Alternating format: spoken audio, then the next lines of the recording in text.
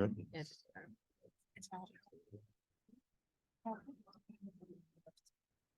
Good evening.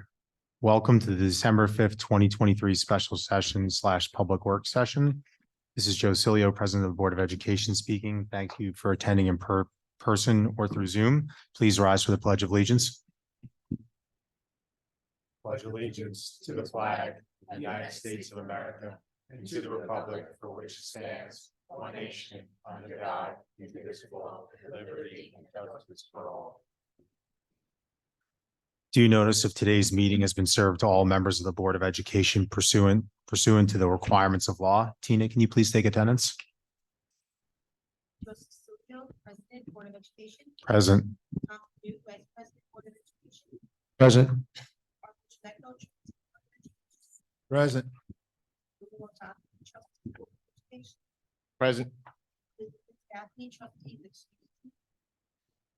Dr. Susan Hunt, Superintendent of School. Present. Dan DiCaprio, Assistant Superintendent for Business and Finance. Present. Nadine McLaughlin, Assistant Superintendent for Human Resources and Leadership Development. Present. Judy Barbera, Assistant Interim Assistant Superintendent for Curriculum Instruction. Present. Desiree Mendes, Assistant Director of PPS. Kevin Steinbruner, Principal, Garden City High School. Matthew Samuelson, Principal, Garden City Middle School. Terry Hand, Principal, Stewart School. Christopher Hardigan, Principal, Stratford School. Melanie Doan, Principal, Vermont School. Present. Eileen Wood, Principal, Lucas School. Present. Dr. Suzanne Fitzgerald, Principal, Kingsville. Present. Thank you, Tina. I'm going to pass the mic over to Dr. Sinha. Okay, so do you want to open up the special meeting first? Oh, yeah. Sorry. May I have a motion that the Board of Education accepts the agenda for December 5th, 2023 special session as presented? So moved. And then, Second. All in favor? Aye. okay. So on the agenda, we have a few items that I wanted to go over. The first one is a board policy on workplace violence, and that is a new policy that is actually a new requirement by State Education Department. And this policy will be on our website. This is the first reading, and the second reading will be on the 19th. And it's basically it's put in place to protect employees from any attempted threats, verbal or physical, as well as intentional and wrongful physical contact. So again, this is a new policy for us, and it'll be on our website. Okay, and we will be putting training and all of those other requirements that come with the policy in place. And the effective date of that is January 4th. We also have a personnel item, hiring of a family and consumer science teacher at the middle school. And then we have the bond related agenda items.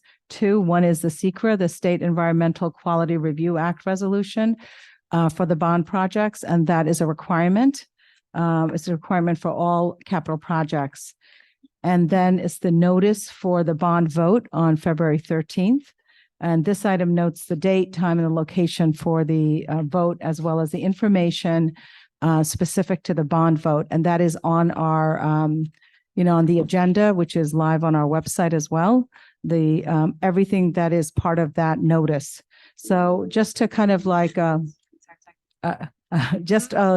we're going to show the video in a little bit. We showed it the last time, but I think it's appropriate to show it again. But the total, the cost of this, the projects, the proposed plan is approximately $23 million, and the district is recommending that $5.34 million be allocated from two capital reserve funds, and the $17.6 million come from bonding. So the maximum borrowing is the $17.6 million.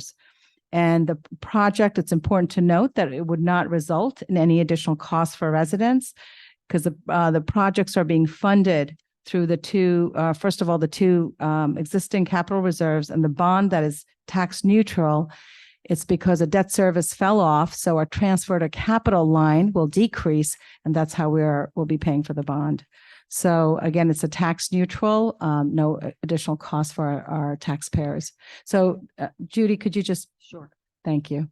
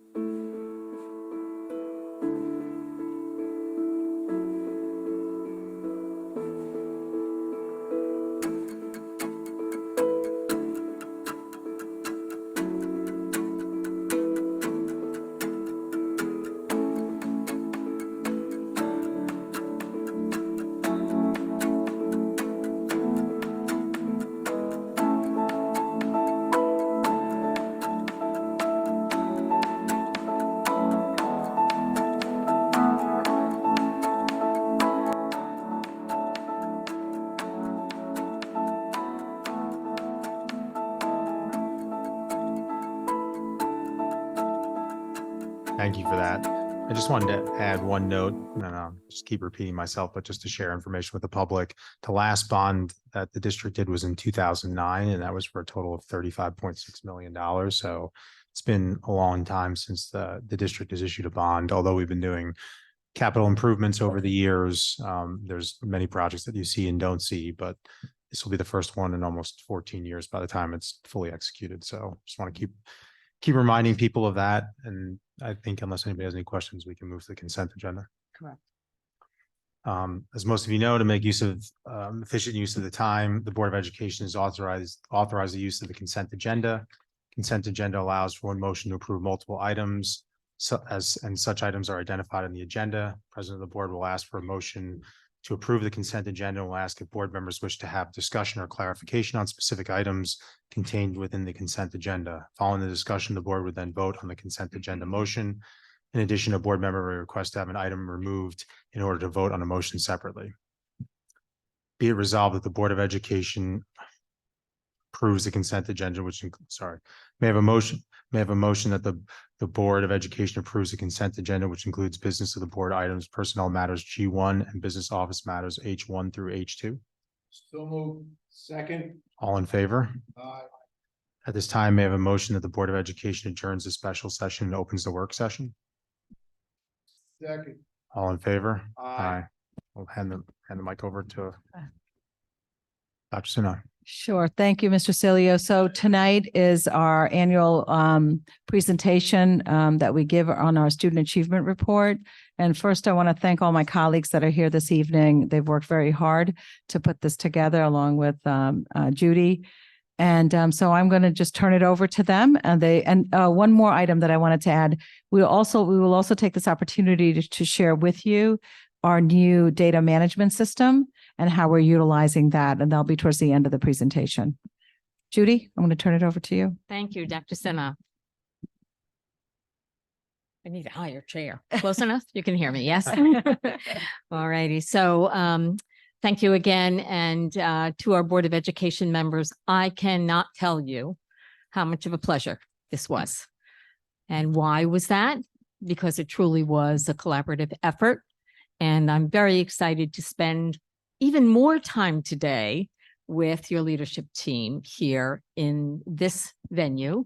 We spent pretty much the day together, right? Because today happened to be one of our curriculum design days.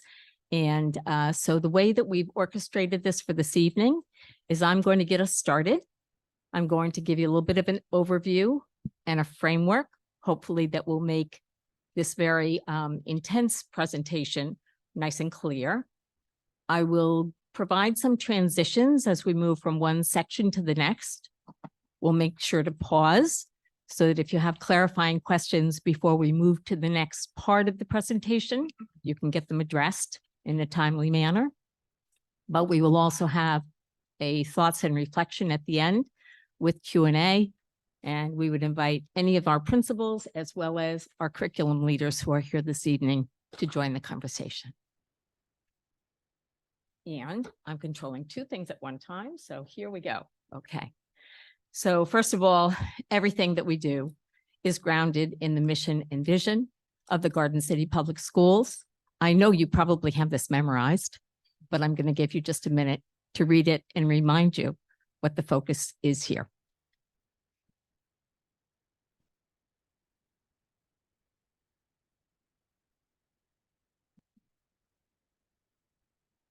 Right, so there's your mission and indeed the vision.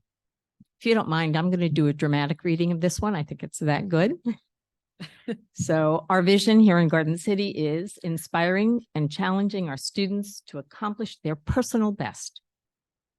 Students will foster a curiosity for learning, engage in productive cognitive struggle, find their individual passions, creativity, and strength, grow increasingly self-confident, develop an appreciation for multiple disciplines and the larger world, collaborate, communicate, and adapt, build respectful relationships.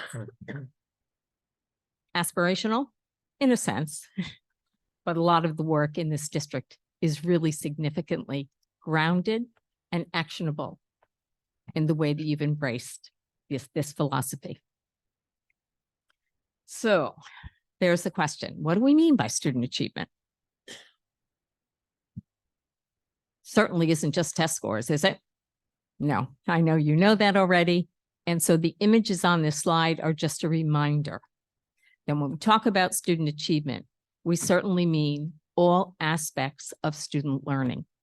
So it's about academics, it's about athletics, it's about the arts, it's about social and emotional learning as well. Tonight's presentation is going to focus primarily on academics.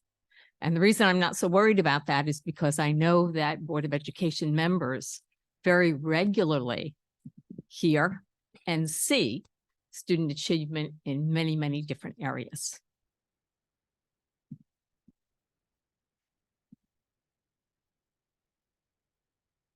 Okay, so let's focus on the academic achievement. Once again, as I think about this, and I've had conversations with the people in this room, this is really not about a lot of objective data, right? That relates to the events that we all know, and I won't say and love, in terms of standardized testing. Yes, we certainly are going to share what student achievement looked like in that venue from last year. And that's honestly, that's mandated. All boards of education have that information and it's presented in public session.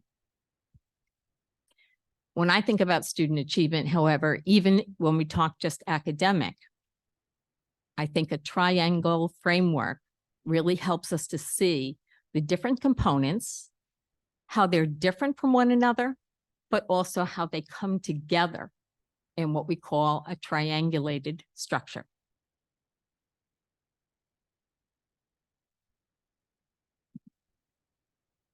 So we're going to start with one of those 3 points.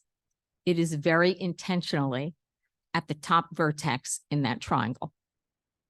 That's the category of student learning as measured by classroom assessment. I don't think anyone in the room will argue that that's probably the most valuable assessment that we do in our school, in our classrooms and in our schools.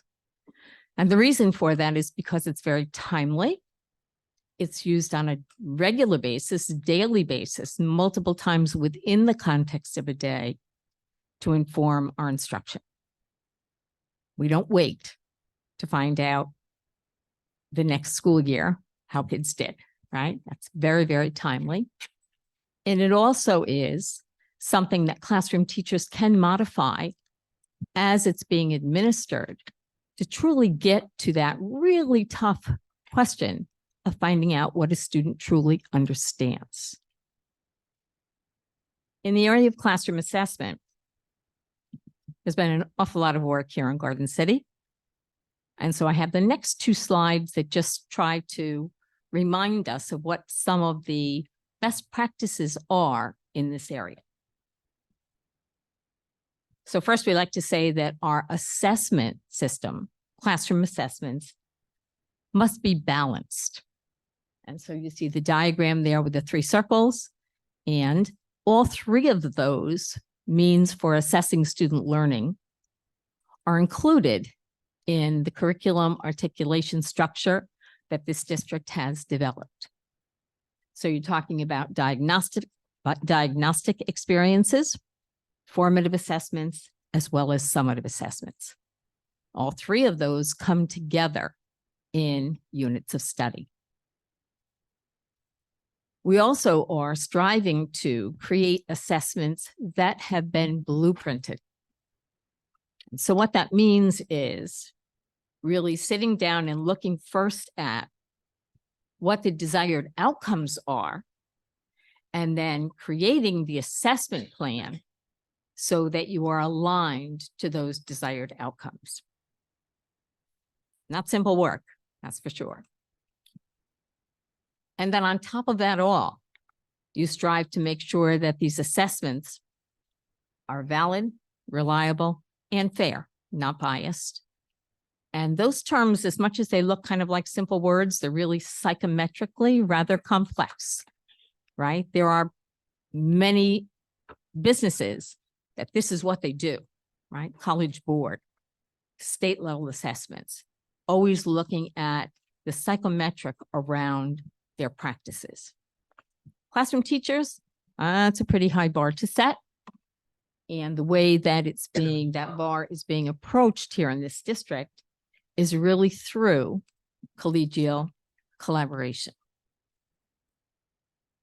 So this is one more thing to think about when you're talking about still what's up at the top of that triangle, classroom assessment practices, that we also have embraced the concept of making sure that they are diversified, that kids have multiple ways to demonstrate evidence of their learning.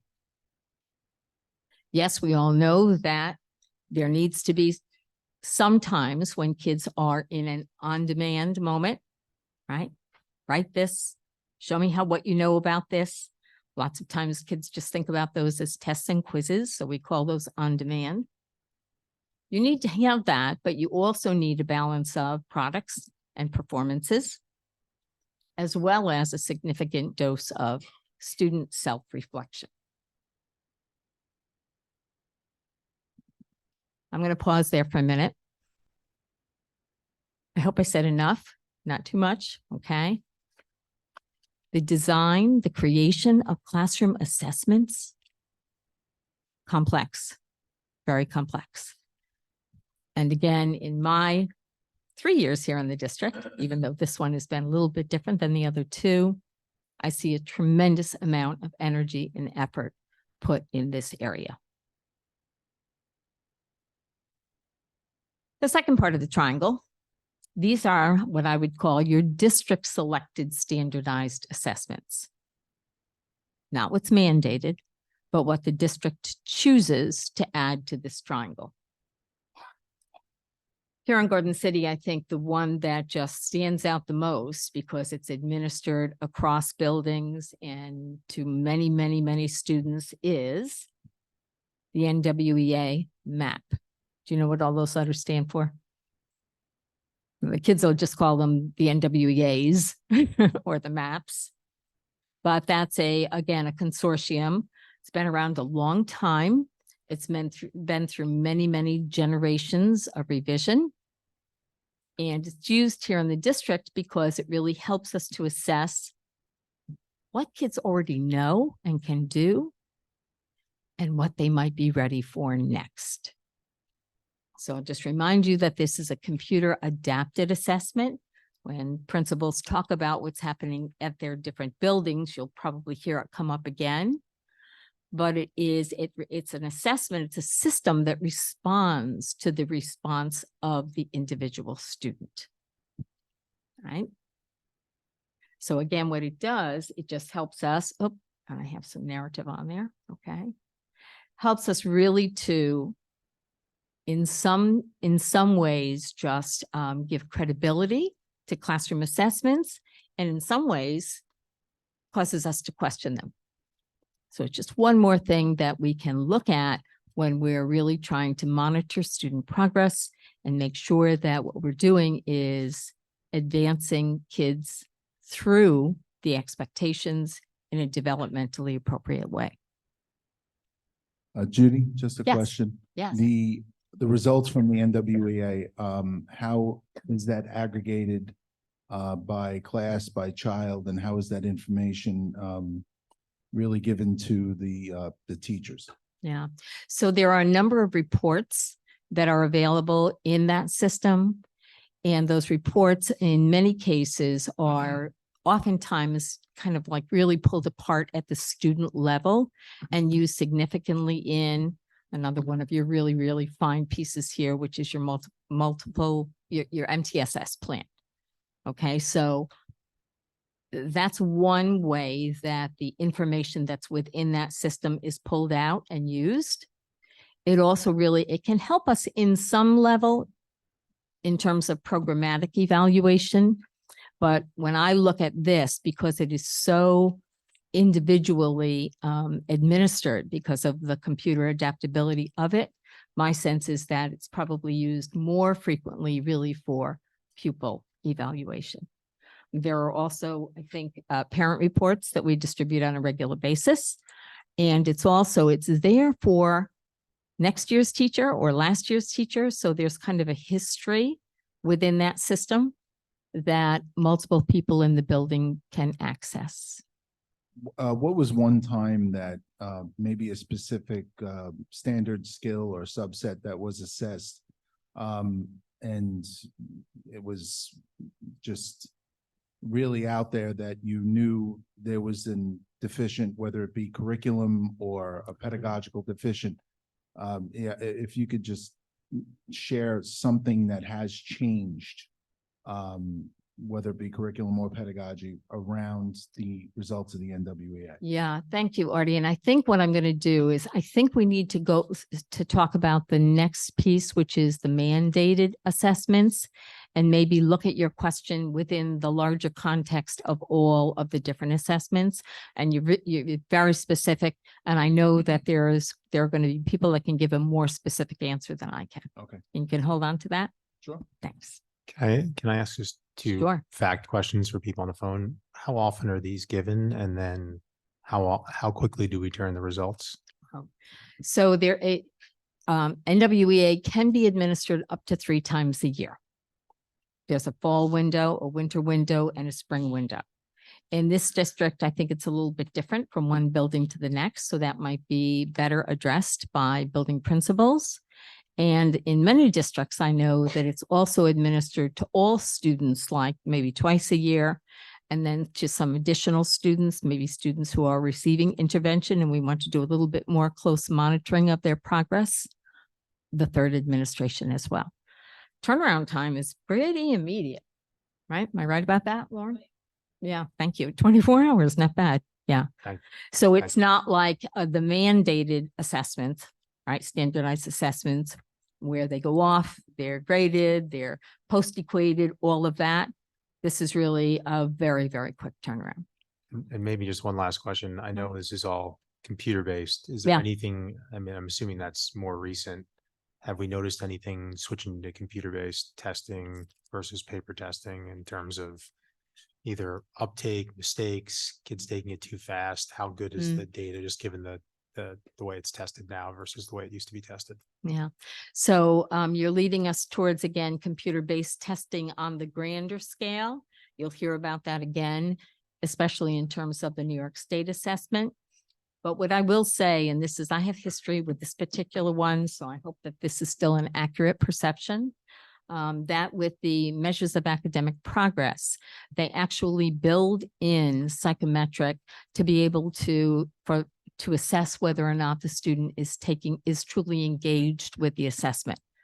So in other words, click, click, click, click, and it will honestly tell you that we're not really sure about the validity of that score.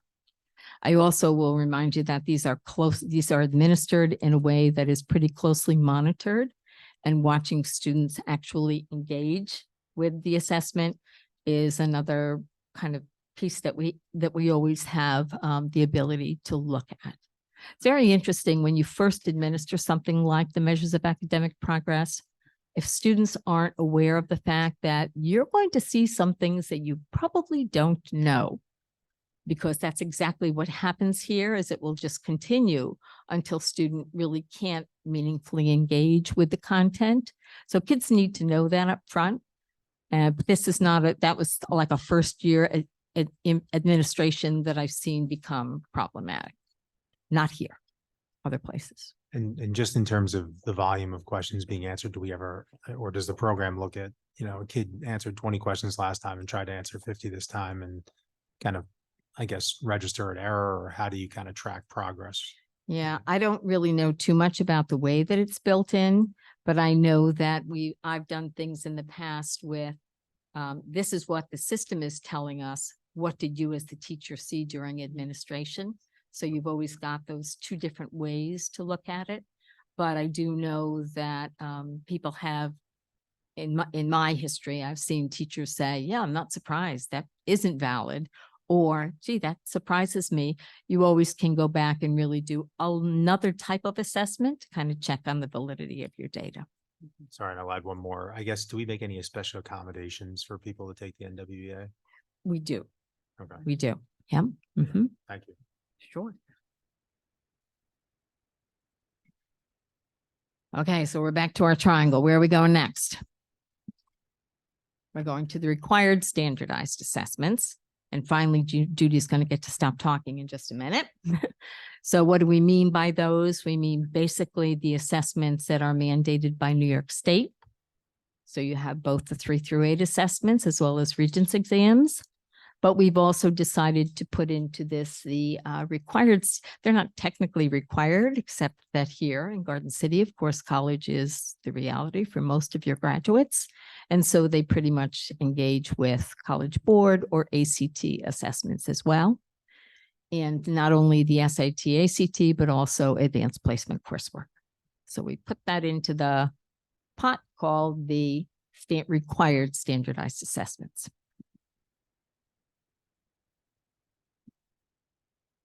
So the next part of the presentation is Mr. Steingruber is going to go ahead and do a little bit of the narration.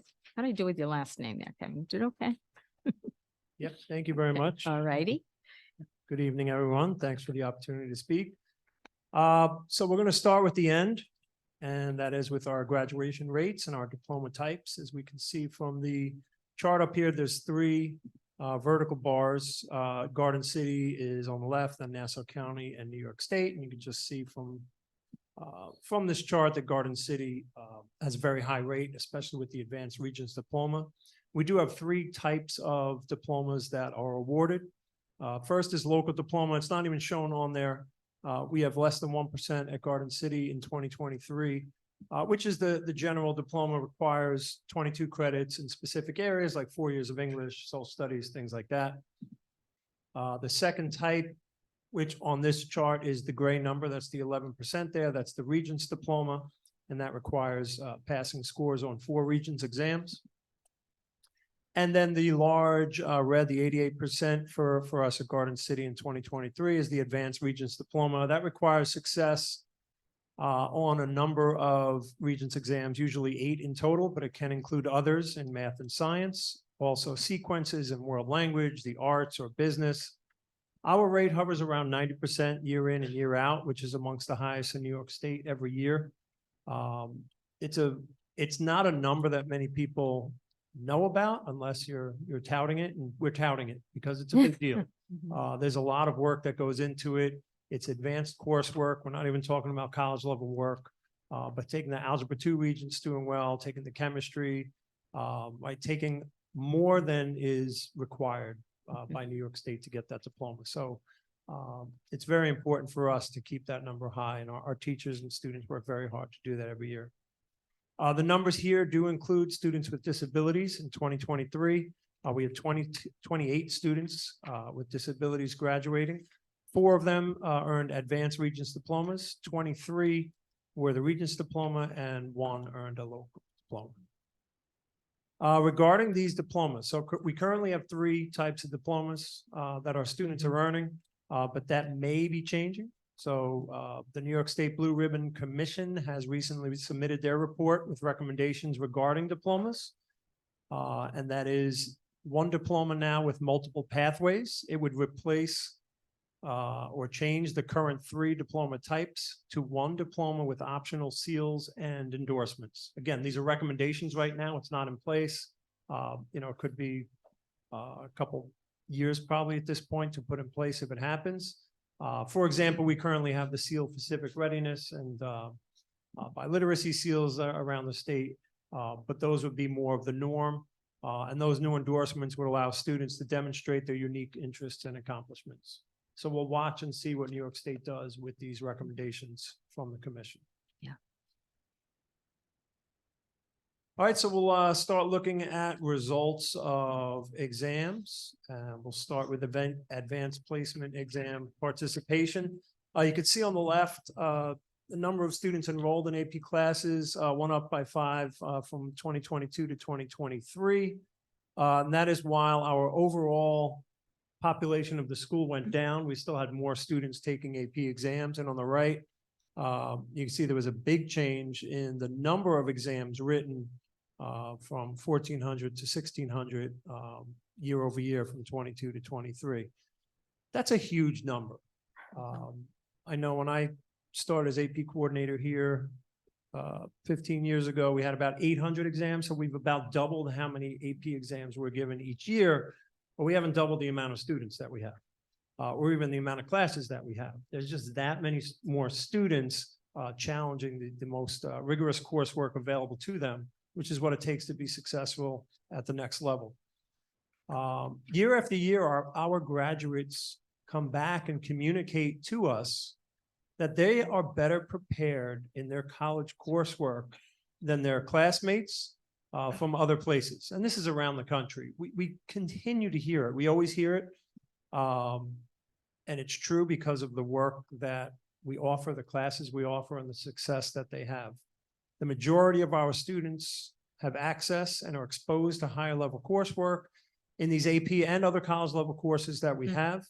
And they're already ahead of the game before leaving us. In the bottom right of the slide, there is the AP Access Award. This is a brand new award that was created by the AP College Board and awarded to us this year. The Access Award recognizes Garden City High School as a school providing all students the chance to participate in AP classes, including students of underrepresented populations, which also includes students with disabilities. All right, this is one piece of a new data point I'm going to present this year called the Quality Index. Can you hold on a minute, Kevin? I can hold on.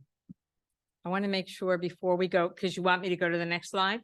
No, Oh, sorry. Go ahead. which I'll review after our next slide. Okay. I just wanted to make sure that we really stop to think about what this says is, right? More students in a smaller student body, right? And not just more kids, but more exams being written. Okay. What would you expect will happen in terms of performance? Right? We know this, right? We expect, yes, we're going to give this opportunity to more kids. And we know that the numbers might not look quite as strong. However, That's right. right. And this year, we have more students taking more exams. All right. So the 2024 SAR next year, the numbers will be increased even more, and our population has gone down even more. So Yeah. remains to be seen how well we're going to do. But right, we have bucked some trends back next in year, some of these so. categories. All right. So now on the next slide. That was a great lead in, Judy. Yes, Sorry. thank you, Judy. I just can't tell you how impressive. It is. I know you know it is, but I'm like, wow, are you kidding me? The answer is no, not here, not kidding you. Right. And it is impressive Yeah. because when you talk about more students, and we've seen that trend, sometimes we've seen that trend where you see an increase in numbers in courses. If you're jumping from, 120 to 150 students, so you have 30 more students, an extra class section, maybe it's a new teacher, and you would think, all right, the numbers might go down, and sometimes they do. Yeah. This a year was the course. opposite of that. Yeah, we had an amazing year. And I know you mentioned it, but remember that this is only AP courses. you have many, many other college level courses that kids also enroll in, these same kids and other kids as well. So what we're looking at here on the left, the gray and the red compare year to year, 22 to 23. The amount of students scoring 3 or higher, and that's pretty stable there in the 85% range, which is very high compared to other schools, which we get that data. And we have earned yet another of the new AP awards, the AP Platinum Recognition Award for 2023, which is the highest level possible in all of the categories awarded by the AP College Board. So they created 3 new areas in order to for us to achieve this award, and I'll discuss those 3 now. So the first is college culture, which the requirements are that over 80% of graduates took AP courses. 80% is the requirement. Garden City had 91%. The second is college credit, which requires that over 50% of graduates scored a 3 or better by the time they graduate. We had 80%. So we were well over that requirement. And the third is college optimization, which required 15% of graduates took at least 5 AP exams, and we had 37% do that. So over 1/3 of our students took at least 5 AP exams over the course of their time at Garden City High School. So for that, right, we've earned this new recognition. I think they're going to create a new one called the Diamond Award just for us. Should lobby for that. And are we going to get a seal or are we going to get some diamonds? What do you think? Oh, we get these little acorn things here. It looks nice, but we'll take the real diamonds. So these recognitions, right? They're nice. They're great. Again, they're new. The College Board creates them. They've taken away other awards. Like they used to have the National Scholar Award, which they haven't done in a few years. We do have lots of AP scholars, scholars with distinction, scholars with honor. And again, year over year, those numbers continue to increase. So our students are taking more exams and doing very well on them. But what these recognitions and awards do for us is prove to us the success brought about by our amazing students and our staff district-wide, not just at the high school, who set up our students for success as they grow through their years in Garden City School, the entire district. They don't just get to the high school and then all of a sudden they're great students. So it's a testament to I was gonna all say, the you're there, other guys, right? principals and teachers and the work that they're doing at all those levels. Steingrubner, you stole my thunder. I was about to say that. My thunder. You talk about the students and their discipline, their intelligence, their hardworking, their determination. And I think Chris always talks about grit. I remember that word, but the flip side of that is actually, the teachers. And Absolutely. you should never forget that, right? They're only successful because of the great teachers we have. So Mhm. thanks for stealing my thunder, Kevin. Okay. You want to talk about what It's more opportunities. I thought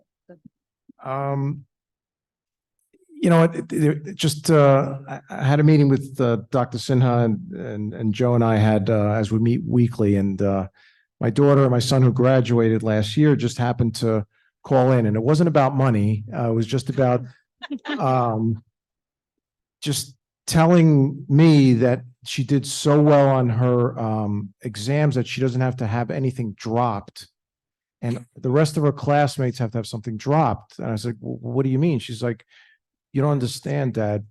The school, the teachers, she started rattling off some teachers' names, prepared us so well that we're just way ahead of other students from other states.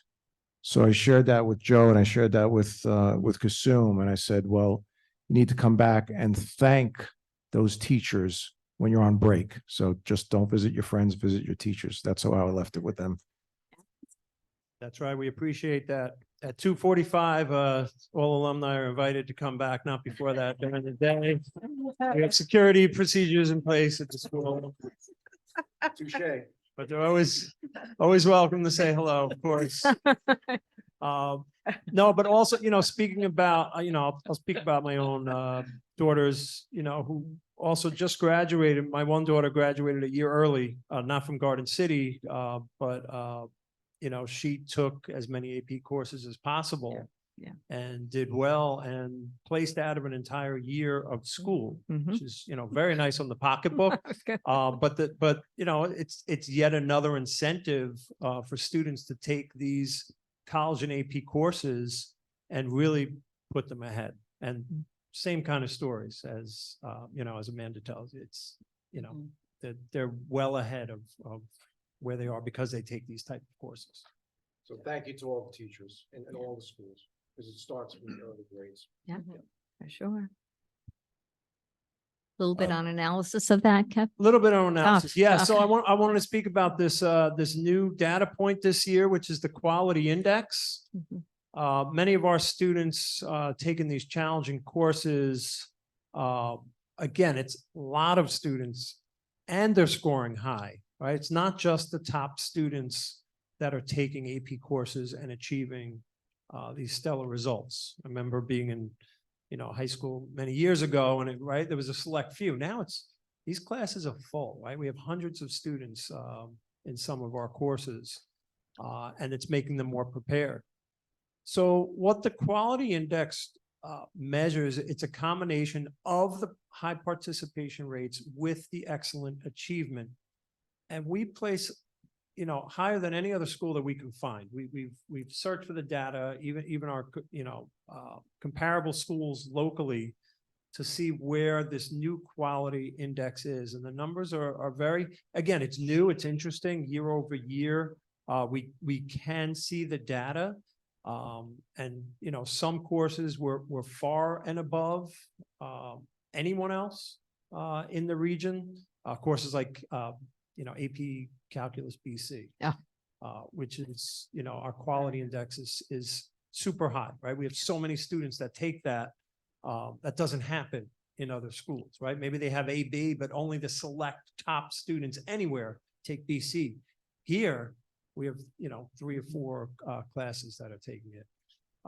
You know, our AP Psychology course has so many students that are not your typical AP students and crushing it, you know, with the 4s and the 5s. That sends the quality index, because like, you know, you started saying before, when you have a lot of students that are taking these courses and AP courses for the first time, and maybe they're not going to do so well. It's their first time.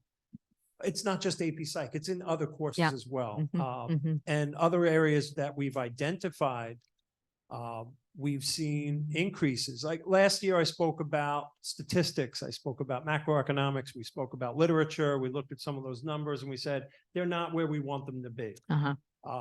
I am pleased to report that all 3 of those courses saw notable increases last year. Each of those had high participation rates, high quality index numbers. Even the years before, even when we were looking at the numbers last year and saying, it's not as good as we wanted to be, our quality index numbers, even though we didn't have that data point, was so much higher than anywhere else in the region. Yeah. So what our expectations are and our standards are higher than, you know, any of the other schools around us, which pushes us to do better, right? In so many different ways. When we look at the steady rates of achievement overall, with more students continuing to participate, we're going to continue to see that quality index rate stay where it is, and that's what we've seen year in and year out. We don't have any of our courses that our quality index is lower than where we think it would be. It might be steady with some other places, but in most cases, it's higher. Mhm. It's a very rosy picture here. Everything's not perfect though, right? So there are some rate shifts that happen. Not every single course, right? The scores went up. And rate shifts do happen, especially when a course changes or staff changes occur. Mhm. And then we do have to adjust. Sometimes there's a high increase in numbers of students in a course. And what we've seen now, especially, you know, we started this by saying there's more students, even though our population is lower. So where are those students coming from? They're younger students. There are Yeah. more 10th graders and more 9th graders that are taking AP exams than we've ever seen before. So you have students coming in and taking college level courses at a very high level at a younger age. And, you know, it brings in our balance of what they are struggling with and what they are being successful with. But as we're seeing right here, we're seeing success for this point. But it's something we watch, right? Because we don't want to push anyone or any group to a point where they're not going to be successful or not going to be healthy in any kind of way. So before we shift off of that piece, I'll just tell you that I think what I heard Kevin say is the picture is very rosy, but they're not wearing the rose-colored glasses. And in my work with Kevin and with Connor Cohen this year, I can tell you that I can link to an actual Excel spreadsheet that lists all 22 of the courses and the results. And yeah, when you start to really peel things away, you're going to find things that, hey, we could think about actual improvement in this area. And as Kevin said, they're looking at that. We still felt that for your information at this point, we really wanted to make sure that we stayed big picture because we know that that's where your heads are. But just the intentionality with which the improvement is now driven, I think is just another testimony to the very, very fine work. It's not complacency. Looks great. Yeah, it does. But let's just go a little bit deeper and be intentional about the way we plan our efforts. Just a quick question, Judy or Kevin, did we introduce that financial literacy course yet? Or you were talking about it last year, if I remember. Right. So at the end of last year, in the second semester, we introduced an online course and it was available to all students at the high school. And very few took advantage of it. It was a self-driven course. It was asynchronous, but we did have some of the business classes and the business students with their facilitation that did complete the course. And they did get a notification on their transcripts. So they did get that note as promised for completing it. There are a number of other students who tested the waters with it, tried it out, but didn't complete it. And we still have access to it. That access is there. But without a teacher, one of our own teachers guiding, directing, facilitating, we're not seeing the motivation or the continuation of those, even for those who started. So we are going to propose that we do have one of our teachers that can, kind of do a hybrid level, where it's asynchronous, still offered to many students, but then still have the teachers that can answer the questions, direct them, and really move it forward the way we expect it to be. Thank you. Okay. Mr. All right. Steingrubner, just to go on top of Tom's question, is there a way that we could possibly blast this out to parents? Because I know with what my children spend at Starbucks, I'm going to show my age, we could probably fly Juan Valdez and his donkey from Colombia with the fresh coffee. Yes, that's it's actually a good idea. We will promote that. We will share that information, and I think we need to add a unit on, Uber Eats and all the online ordering. Absolutely. Yeah, it's ridiculous. I've always been very envious of high school because I feel like, you're the one that gets to plate the beautiful dinner at the end. What is it? And just, I know that Billy and I saw this a lot while, we were attending meetings. You continually drive. And so I guess the question is, what can we do? And I'm sorry, Joe, because I guess this would really come from you. What can we do that's going to help you? Would it be, is there something that we could help provide? Because again, since you brought up the statistics last year, I thought that the answer to that question, we've actually spoken about it behind closed doors. I thought it was the perfect answer of just turning out and giving the young adults more opportunities that they're able to succeed or fail here, that it's more comforting here than it is in some faraway college campus. That's right. So is there anything, and if there is, what is it that we can do? Can we possibly facilitate obviously working with the administration to maybe bring in more Regents exams to free up more time, maybe possibly in the middle school, so that they could have more time to take AP classes. You know, we talk a lot, it's a very good question. We speak a lot and I work with the coordinators as well about what new coursework we can bring in at all different levels, right? Not necessarily AP, but it could be college level. We're always looking what's next. And, you know, I guess as far as support goes from you is as we review these and we put a lot into it. Right. I mean, we have new math courses and social study. We have so many new courses. Science Project Lead the Way. We're looking at new courses, right? We're always looking to expand that program. So as we get to the point where we've vetted and researched and prepared that, you know, when it's time to present that, you know, we're not going to put anything in front of you that's not going to be quality and that we see as something that's going to make us even better than what we are, right? Even at whatever increment it is. We're going to push to do that. So like I said, it's going to be new coursework, new challenges, and I foresee, you know, this year, next year, the future, we already have long-term plans in place too of where we can go. I'm sorry, one other question. And I guess this is a loaded question. What are your thoughts on the new diploma that the state is potentially trying to roll out? You know, we just started speaking about it. The idea of having lots of different credentials and seals, you know, in a practical standpoint, we joke already about how many little stickers they have on the diplomas right now, which is what this looks like it'll be. But the message that it gives for a lot of students, especially outside of Garden City, right? We're talking about New York State.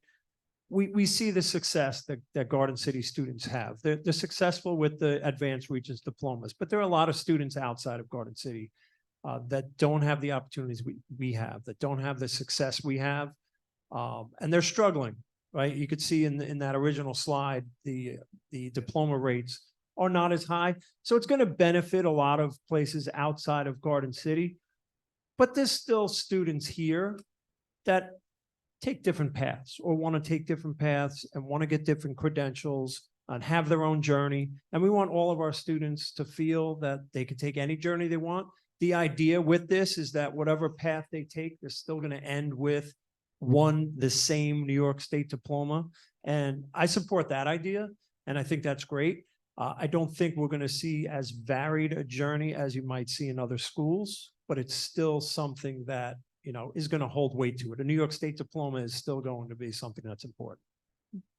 Thank you. Thank you, Kevin. Sure. So we're going to launch now into the New York State mandated assessments, right? What you just heard was a mandated piece, but that's really College Board. Now we look at New York State, and just the first slide that's up here, I'm not crazy about the way that looks, but I think it's important to note that you really can't do much comparison over time for the June 2023 assessments, just because of the modified administration, as well as the shift in New York State learning standards. Okay, so we all had the circumstances related to remote and hybrid learning, and then actual reaction to modification of these assessments within that circumstance. And then now, in addition to that, New York State expectations have changed according to the New York State, according to the next gen standards. So what you'll see in the next part of the presentation, and I'll explain the next slide just to be careful, is you'll see what we call stacked bar graphs. What you won't see is a lot of comparison over time or to other schools and districts.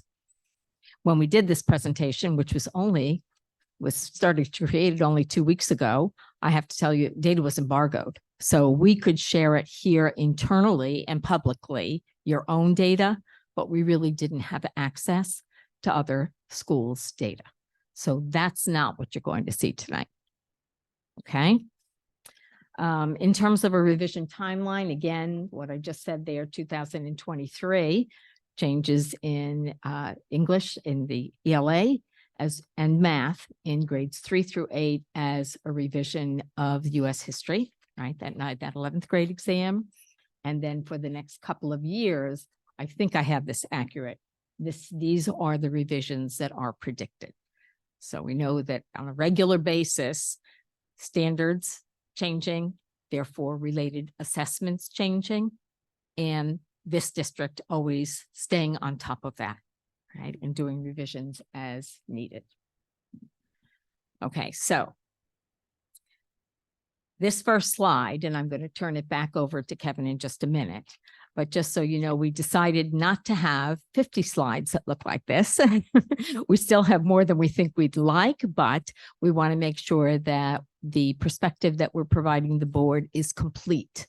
But what we've done is we first of all clustered, so you have 3 different exams all on one slide, right? So you look at the horizontal axis and you'll see which of those bars or columns represents a specific exam. And then in terms of we did stacked bars.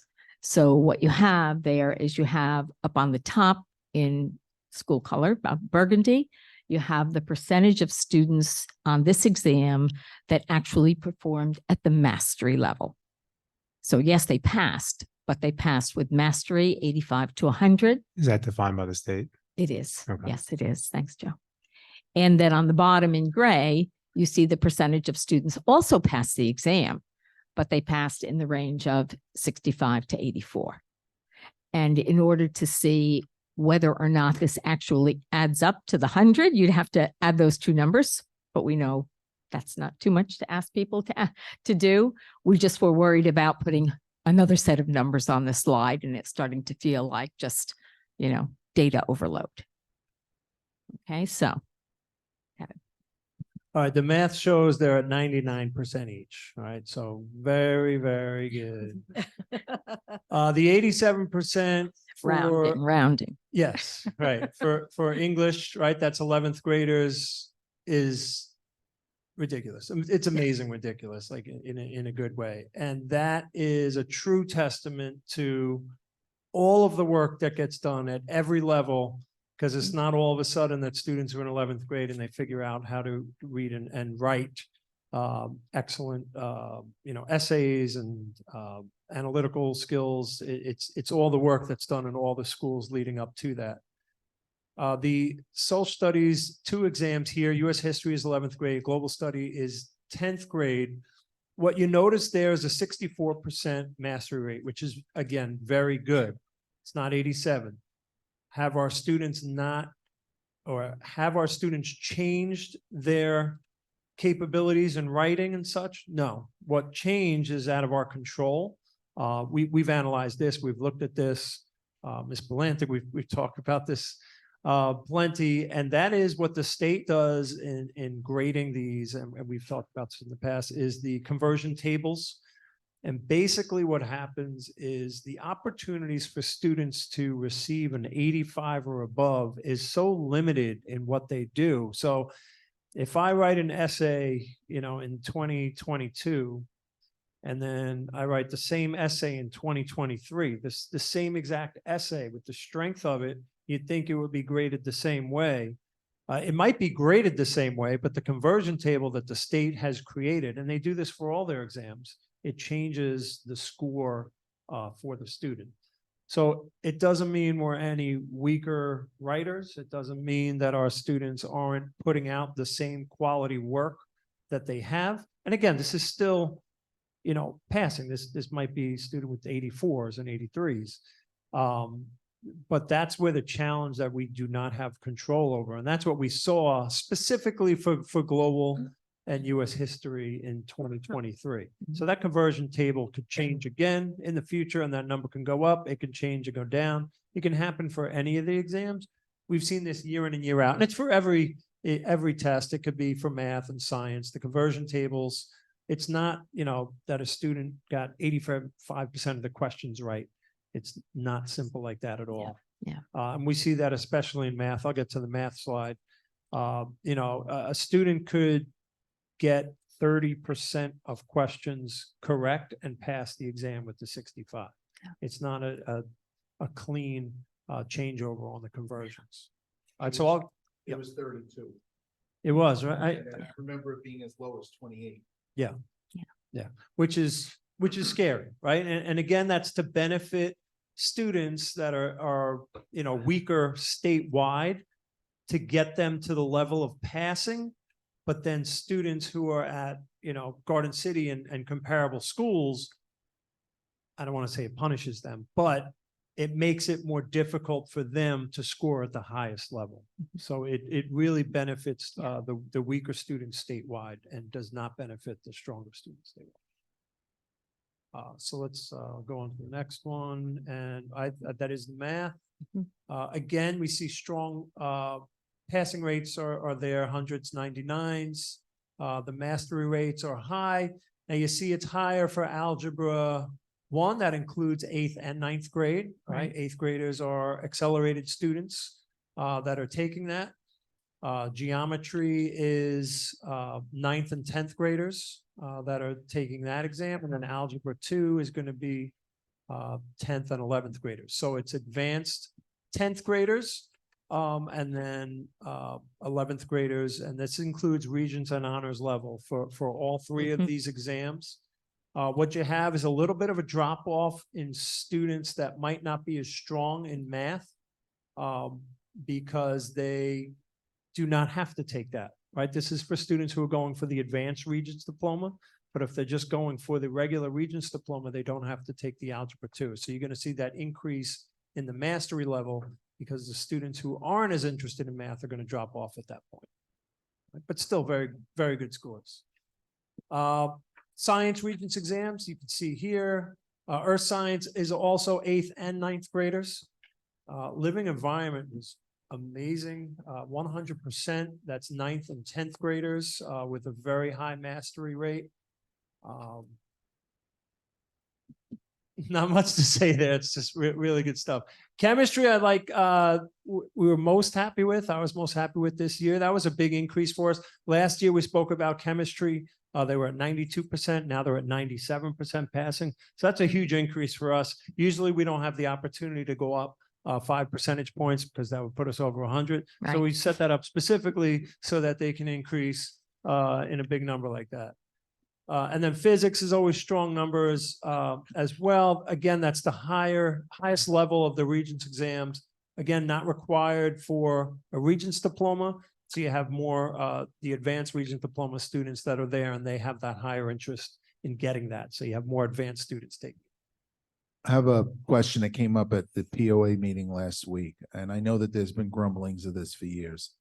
Have you heard any, and I don't mean to put you on the spot, I know that you do not run this state ed. There's a lot of rumors going around about the Regents kind of sunsetting. Have you heard anything about that? Yes, that's part of the New York Blue State Ribbon. Blue Ribbon Commission. And that's part of their very long report that we've been starting to examine. I'm actually have a meeting with the Nassau County principals coming up in a couple of weeks, and Regent Tillis will be there speaking specifically about this. So I'm very interested in hearing what he has to say, and I'll report back when I get more details on that. Why not they put down what the school convention, so why not? Yeah. And I know it's been in the media as well. There've been articles, right? And it's very controversial, right? So, you know, you talk about assessments in general, everything we're talking about with assessments here and as part of curriculum. And then you talk about the standardization and the importance there. So it's a hot topic for sure. And we'll see where it goes. I wouldn't anticipate any kind of changes in the next few years, though, even if they do make those recommendations. I just feel like with everything that they do, they just water it down or make it more difficult. Yeah, there's never middle ground. No. Seems that way. Yep. All right, and then all right, so Just Flax, world this is language. our last point. So Flax is world language. And this is mostly 10th graders because this is level 3. So for Spanish, Italian, and German, it's 10th graders. For Latin, it's 11th graders. The Spanish is the largest of our exam. And notice these are all 100% passing rates across the board, every single one of the languages. German is a smaller number of students taking it, and Latin is small as well. There's each one class of those, and then multiple classes in Italian and Spanish. But again, great results. 2023 was great. We're gonna have to go down just so we can have an increase in 2 years. Yeah, yeah. Putting that out there. Yeah. Thank you. All right, so our analysis, I mean, I've kind of said as we've gone along, it's Mhm. difficult to grow when you're very close to 100% passing. The mastery rates, right, it shows, there's two parts of that. It shows where we stand out, and it shows where there is room for improvement and where we can recognize where there are any kind of gaps. And it really forces our teachers, along with our coordinators, to really pinpoint what they can work on. Yeah. And they put a lot of effort into that work. It's not just, how do we get more kids to pass? It's really focused on how do they get to the next level. And that's where we are. I mentioned chemistry going up, and again, speaking about ELA, it's a culmination, right? And that's the end for all of the work that goes into literacy and writing, starting at the primary level straight through. This is what it ends up with. So if we didn't have these results, then I would blame them, but instead I'm thanking them. So Yeah. thank you all Thank you, at the Kevin. lower levels for the work. Thank you. And I will say that having taught Regents exams for a long, long time, as long ago as 50 years ago, like there's some level of frustration. There's no doubt about it. There's a black box. And the post-equating process, though psychometrically, there's probably a lot of value in that. I think the fact that it's hidden in a black box just continues to cause us to be kind of like dissatisfied about all of that. That said, you don't mind if I share this, Jeanette, right? Today, you have global studies teachers, right? Yeah, you'll let me know in a minute. Okay. Global studies teachers going, good as this is. Yeah, but our kids are still not killing that enduring issues essay. And we feel that if we do a curriculum revision project around, you can do this much better than I. But it was like, okay, wait, because something's broken. No, nothing's broken. But this is the intentionality and how people are really looking always to take what's already really, really good and just somehow figure out how to celebrate and elevate the work. Okay. Okay. Okay, thanks. All righty. So you ready for that many slides now from the middle school? No, we figured out how to cut it down, didn't we, Mr. Samuelson? Okay, take it away. Thank you very much for having us here tonight. We're really proud of the work that the middle school has done this year. Our students have made some outstanding achievements and have done some incredible work towards achieving our goals for them. And of course, when we think about the goals of the middle school, we certainly focus a great deal on our academic growth and our athletic growth, but it's broader than that too. We're learning how to be learners, and we're learning about ourselves, how we can self-advocate, how we can self-monitor, and how we can self-reflect so that we can really achieve those goals. And before I get started, I just want to take a little bit of pride and share the amazing news that our middle school was recently ranked #1 on Long Island in this year's U.S. News and World Report rankings, which is obviously a thrilling recognition and something that we feel very proud of. I know I speak for our entire community, our faculty, our staff, our district leadership, the school board. And I say thank you to the families, the commitment to excellence, to growth, to learning. I also know, we all know these rankings change year to year, and they're a function of a great many things. And while I certainly expect continued success, I know the next year's ranking may be different. What I'll say is that we achieved this year's success through careful planning, thoughtful data analysis, both on the student and cohort level, and through a continued process on our own end of self-reflection to make sure their outcomes are consistent with expectations. If we are not ranked #1 next year, we will be. But if we're not ranked #1 next year, know that we will still be continuing this process of self-reflection in the name of self-improvement. And I would just say thank you to everybody in this room. Thank you to the school board. Thank you to our district leadership. Thank you to the administrative leadership team and our partners and PPS, a tremendous amount of work, data analysis, and the understanding about our students and what they need and where they're strong comes from you, and we're very, very grateful. Thank you. I'm And, gonna mark it down on my Dr. calendar for next year, just letting you know. okay, but let's keep the good times rolling. So, we'll start off by talking about the results of our middle school regents of Flax. As you know, algebra and earth science are high school level classes that students at the middle school take when they have either demonstrated the ability or the interest, or I suppose both, to accelerate in math and science. Last year, we had 139 students elect to take algebra and 137 who took earth science. And as you can see, our students did extraordinarily well. Again, 100% passing rate with 98 and 99% respectively achieving mastery on these assessments. Of course, we're really proud of this assignment of this outcome, because these are really the first data points our students will have on their high school transcript. They are meaningful and they echo.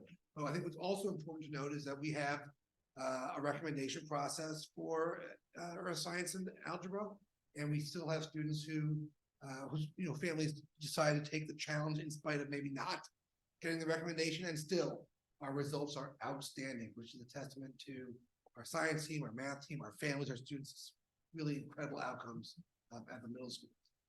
In terms of Flax, it's a somewhat different sort of an assessment. It's a local regents that assesses 2 years of world language, 7th and 8th grade. And we understand that students need this credit to graduate from the New York State high schools, which becomes important that they pass the class, they earn a passing grade on the test. But the obvious distinction here is that the Flax A exam is not an accelerated course. All students take this. Students who elect to accelerate or otherwise, all students are taking it. So with that in mind, 183 students took the Spanish Flax assessment and 106 took the Italian Flax assessment. Last year, we did not have a German cohort, so we don't have 8th grade data for them, but we do have one this year, so we'll be able to provide you an update this time next year. But again, our results are outstanding, which again is it's just an indication of our commitment to world language. But I think another important observation with the Flax exams is that I think in some ways more than any other assessment that these students take, is that this is a performance exam in a way that math and ELA and science aren't. Students are asked to perform the ability to speak and listen under pressure, respond to questions, ideate, and create new thinking, new ideas in a foreign language in real time. It's a challenge that they aren't asked to do very often. And this success truly speaks to our department's commitment to the 4 components of world language, the reading, the writing, but also the speaking and the listening. And our students obviously did profoundly. Okay. On the next 2 slides, though, we'll talk about 2 very different brands of data. We'll be looking at the 3 through 8 ELA and math assessments. And it's important to start off by noting that the 3 through 8 ELA and math exams are intended to give students and teachers information regarding their preparedness for the upcoming year of learning, or for the high school curriculum and graduation criteria. It's also important to note that parents have the ability to opt their students out of one or both of these assessments. So obviously our data reflects only those students who chose to participate. It's interesting, this year's opt-out data indicates that we have a larger participation rate than we've had in years past, which is, I think, wonderful news. It indicates a commitment to learning more about how our students are learning. So with respect to the 6 through 8 ELA assessments, as you can see here, 78% of our 6th grade students, 74% of our 7th grade, 81% of our 8th graders achieved 3 or 4 in this year's exam, which demonstrates growth in just about every subgrouping. And we really dedicated ourselves last year to identifying priority standards and areas of needed growth based on historic student performance. And what's interesting when we review our Sorry. all right, I'm just gonna keep talking. When we look at our results this year, a number of those areas that we thought about as being areas for growth in ELA last year became areas of strength this year. So we can talk about our 3 and 4 levels, but for me on a meta level, that we are focusing our energies on specific quantities and seeing that those areas have become bolstered is I think a really a testament to our process, a testament to our leadership, to Ms. Coughlin's work with the team. So some examples would be really across the board areas of in need of development or vocabulary skills, identifying and determining themes, identifying evidence that supports themes. Those were all things last year that we focused on because there were areas of relative weakness. This year, they are areas of strength. And of course, we look ahead to next year, the year that we're in now. And we think about in 6th grade, focusing on informational text and analysis, using rhetoric in informational text to support theme. In 7th grade, we talk about how an author distinguishes his position from another person's position, or how structures and literary text support theme. And in 8th grade, informational text again. And it's important to note that a lot of the work that we do in our ELA class, especially as students get older, really bookends nicely with the work they're doing is in social studies class and in science class, so that the informational text is natural and it is read in the context of what they're learning in both classes. We're almost there, man. Yeah, you're doing great. One more. Here, I'm That gonna one? take this That opportunity to wet myself.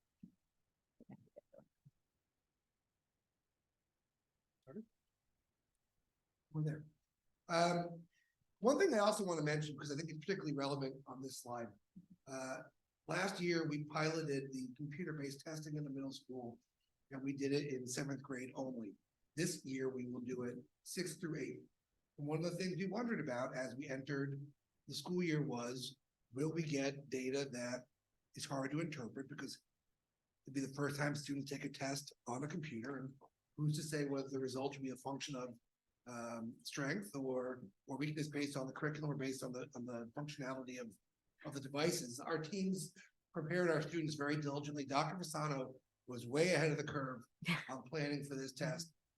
And teachers were preparing our students for practice materials, not just for the 3 through 8 exam, but even just for classroom assessments, using computer-based programs that they could use to do their in-class writing assignments and things like that. So by the time the test day showed up, it was no sweat. And you'll see in particular in our math data, there's a lot of evidence to bear that out.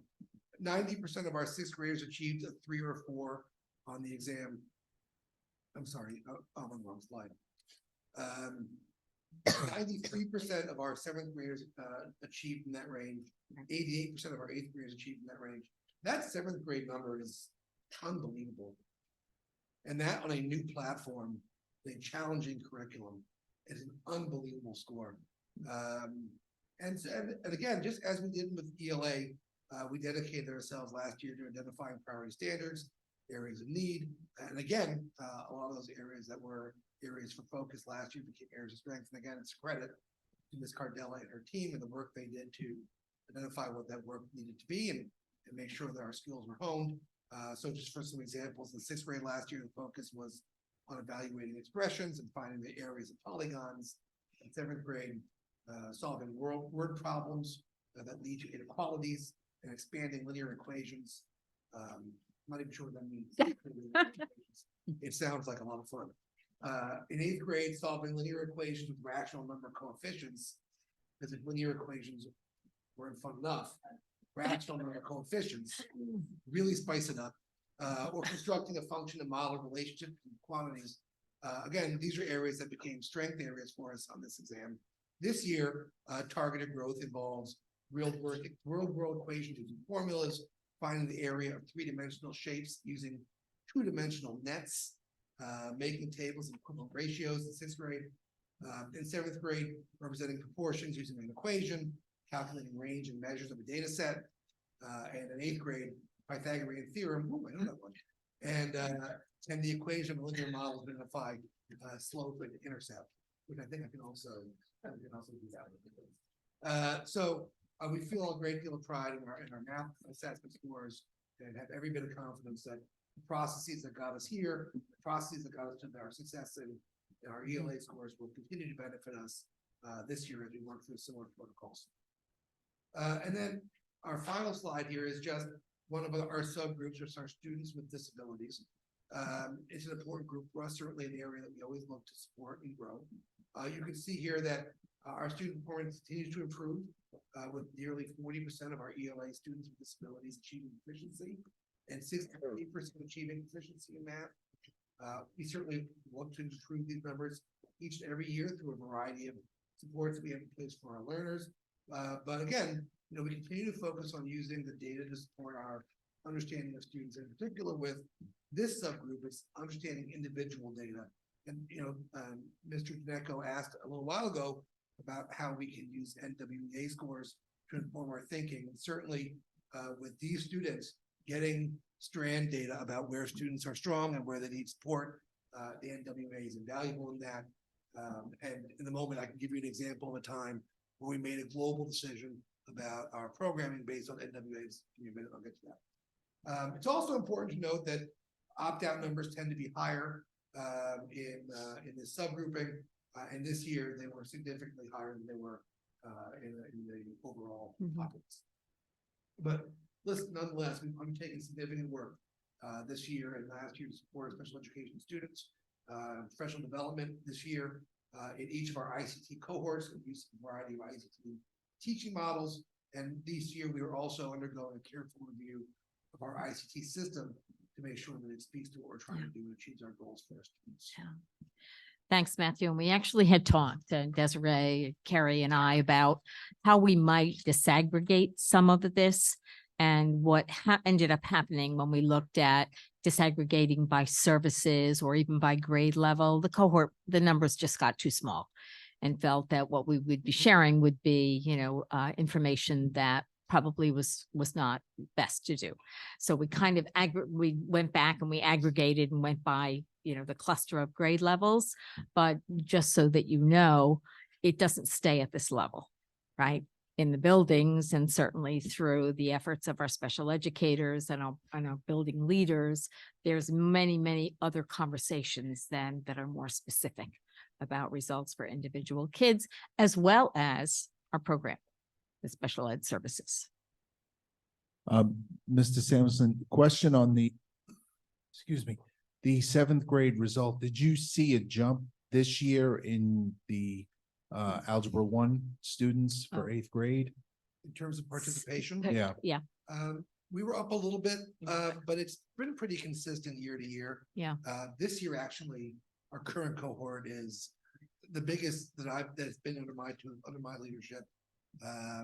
But not by a great stretch. It's a pretty common number. Yeah. Just curious, because that was actually something that I wrote down as a question. I was just very curious, and obvious just jumps off the page, 40%. It's a pretty impressive jump. The next question is, and considering the fact, looking at the students with disabilities, and I guess you'll know what side of the aisle I'm on with this, considering the fact that we have soiled the beauty of math with more literacy in math, I'm just curious as to your take.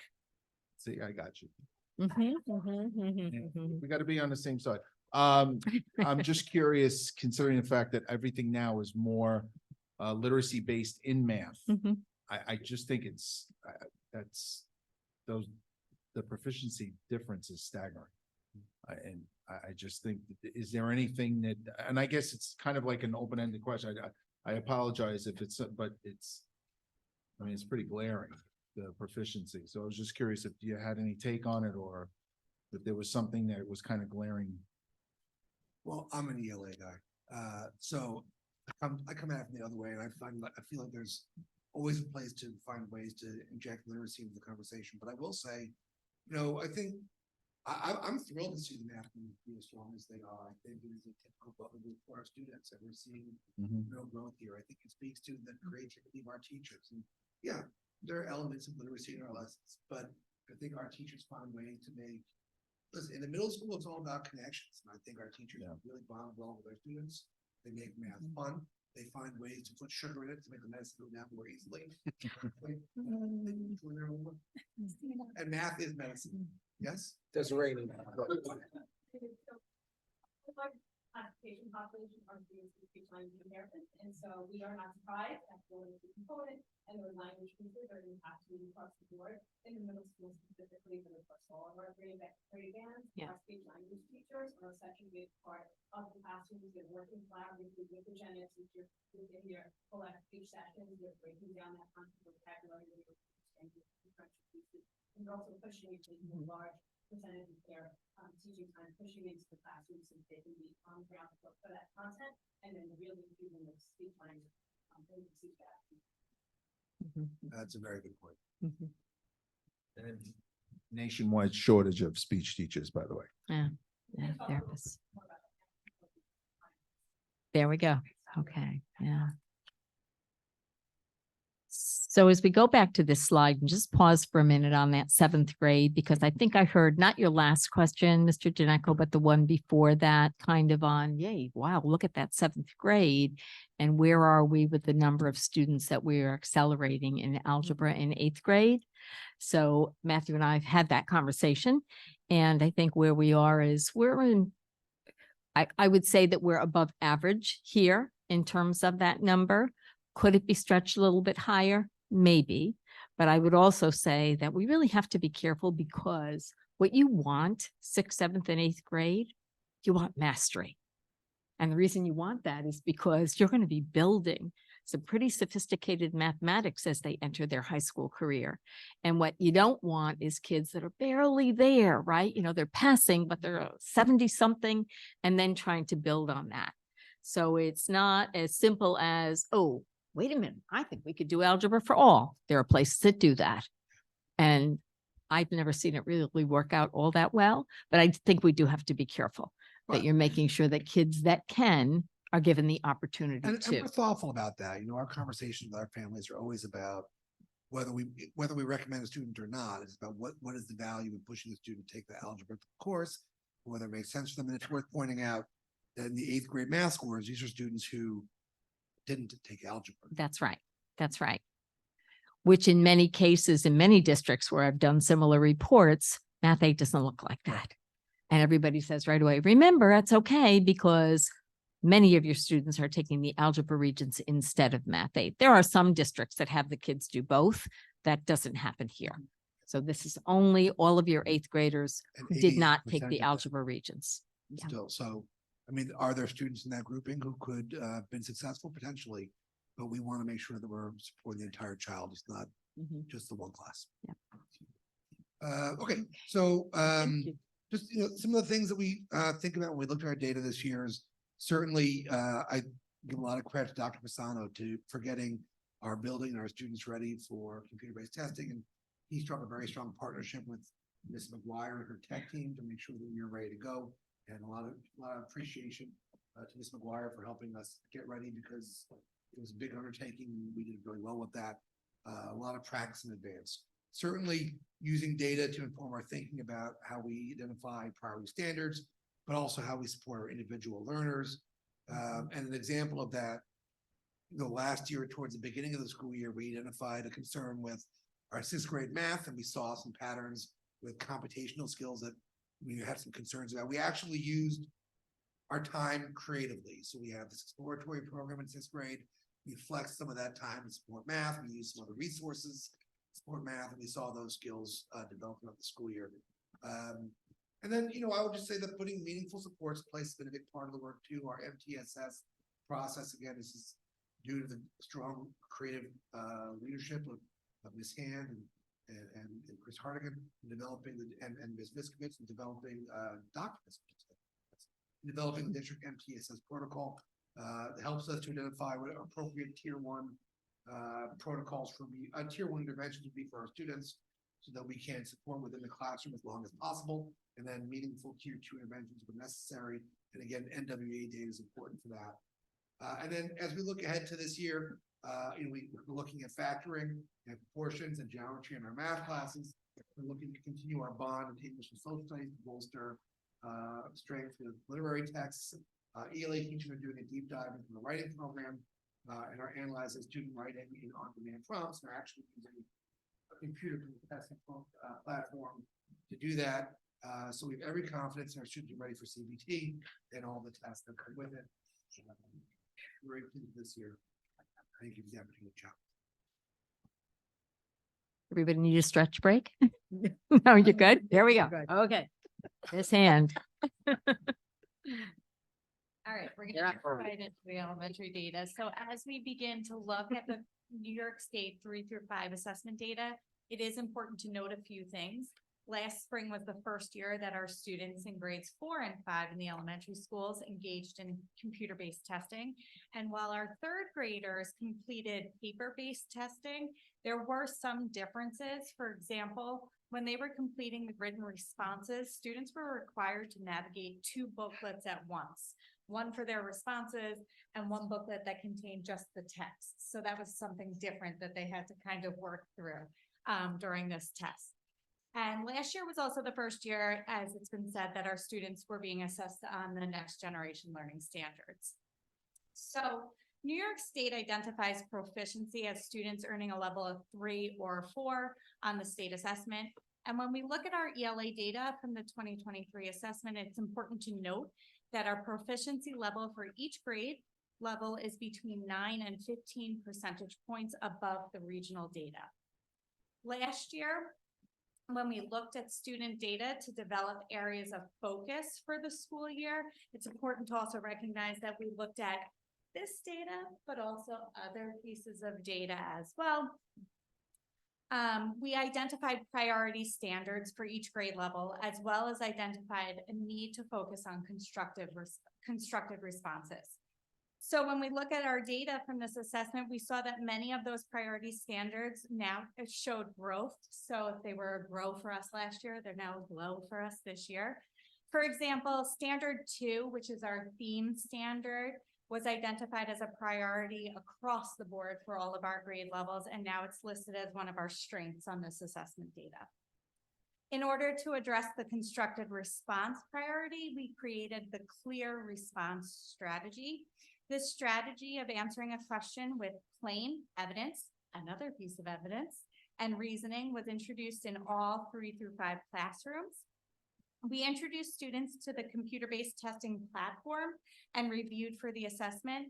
And during that time, our teachers utilized CLEAR to model responses to students, because what we noticed in our data was very often in the constructive responses, students weren't earning total credit for it. They were missing pieces of their answers. So by giving them this structure, they were able to check to make sure that they had all the parts. Many teachers even use CLEAR now, CLEAR responses in their science and social studies work as well. Teachers shared with us that their students during the assessment were making their own little CLEAR checklists and going through and making sure that they have all parts of their answers. And when you look at our data from this assessment, we were able to see growth in our constructive response data. And at times, the percentage of our students receiving full credit for questions was 14 to 24 percentage points above the region. From this assessment data and our other student data, we've already identified priority standards for this school year in each grade level. And while there are some differences from grade to grade, we plan on placing a strong emphasis on standard 5, which is really a structure standard, poems, plays, sequence comparison, and standard 8, how claims are supported by details and really taking that a step further and which details support which claim, while continuing our work in constructive responses. This year, all grades 2 through 5 will be using CLEAR, and it's even been carried up to 6th grade as well. Okay, Mr. Hardigan's going to pick up with the math. So as Ms. Han explained, the proficiency levels are level 3 and level 4 combined. So for 3rd grade, this year we're at 83% proficient. At 4th grade, we're at 88% proficient. And at 5th grade, we're at 82% proficient. These numbers are minimal changes from year to year. Grade 3 was a slight decrease at 3%. 4th grade was a slight increase at 4%. but listen to this next data point because it's something we're really proud of at the elementary level. This year, we saw an increase of 23% proficient in grade 5 math. I'm gonna say that again, okay? Say it again. Go ahead. Yeah, this year we saw an increase of 23% proficient level, combined level 3s and 4s for 5th grade math. Last year at the student achievement report, the 5th grade math data wasn't exactly where we wanted it to be. Right. And we had a strong focus on that, and we got to see, the impact of that. And it boils down to really just like incredible teachers that helped make this happen.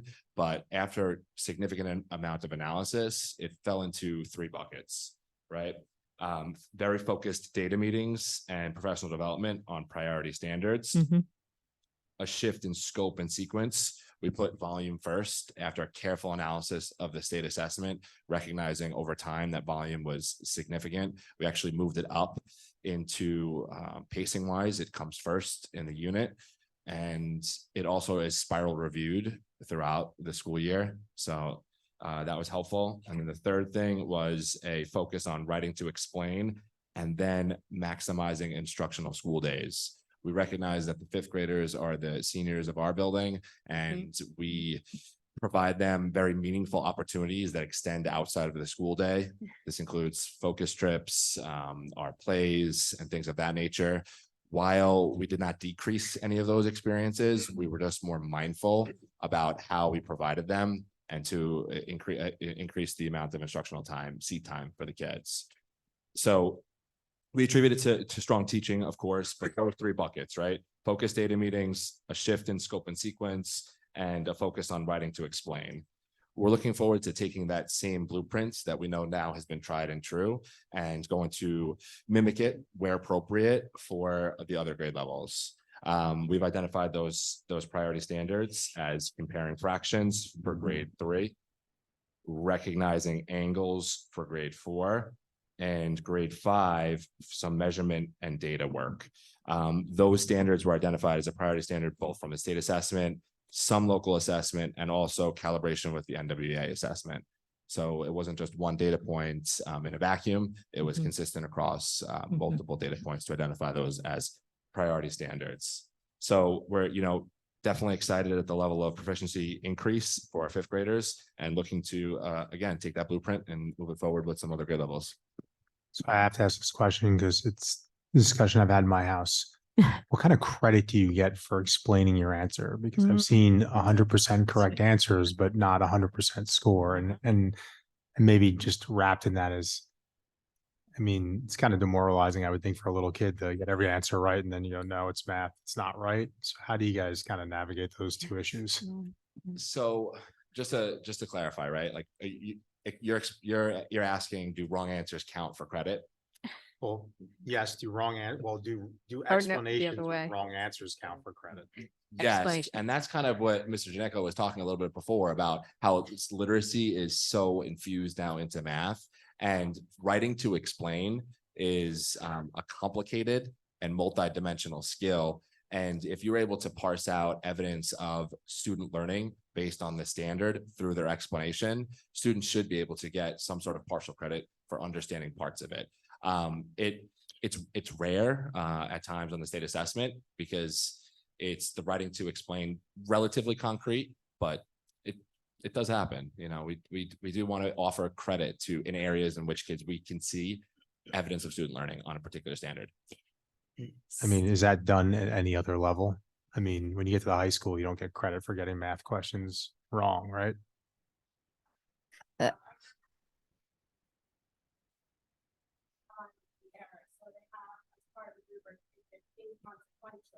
The error. So Yeah. depending on what type of error it is. Most of the statistics, we have to explain all your answers similar to a writing to explain math prompts that we're giving here. And so yes, the answer is it depends on what if it's completely inaccurate, you don't get credit. Right. If it's inconsequential, then and it's even in the state rubric that you would get credit if it's inconsequential. Yeah. For our writing to explain problems, though, we have a meeting standard, just like these on the, level here and exceeding standard. So if you get a level 3, you are, getting the entire, you're getting 100%. Meeting expectations, if you think of it that way, so it's rubric phrase, when you meet expectations, I wouldn't think of it as a 3, it's not a 75%. It's you met the expectations, you met the standard, you're at grade level. And then because we have so many students performing and explaining actually above grade level and showing that they're understanding, that they would be able to apply to like novel situations, or you can tell by the way that they explain it, that their content knowledge is deep enough, they might get exceeding. So it is, as Mr. Hardigan is saying, it's complex, but it's not, our writing to explain are not graded as a percentage. They're on a rubric. So you can't get every question wrong, but explain them and pass? Is that another way? Think of it this way, and this is like a good way of bailing out the conversation at home. If I'm you not looking to bail it out. I'm just puzzled because no other, if you're wrong in finance, or you're wrong as an engineer, things break and fall apart. So Yes, but you'll get partial credit for getting close to an answer. I mean, it's just the world we live in. So, you don't get partial credit for that bridge collapsing. Yeah, yes, thank you. But, correct. But if it's kind of a good bailout, we talked about bad bailouts with what goes on in the regions, but if the child makes a computational error, like turns around and says, okay, Johnny should have, we were splitting up the cookies and Johnny was supposed to get 12. And you do 8 + 4 and get 13, but you explain how you did it. I did blah, blah, blah, and I added. Now, all of a sudden, they can bail you out and say, okay, it was a 3-point rubric question. I can give you 2, or I can give you 1, depending on how the rubric is written. Yeah, that's exactly right. The It's- state doesn't try to penalize kids for a computational error at times, but they have to significantly show They that have they to understand. really Yeah, talk. but I just look at, I mean, I'm looking at this as the fact that like they're learning this now, but in the future, mistakes are mistakes. I mean, Yes. I mean, they are, and math is math. I mean, And Exactly. I think that the talk about statistics kind of leads you in that direction, which is very good, but like, I guess they're trying to be, they don't want to scare the 3rd graders or.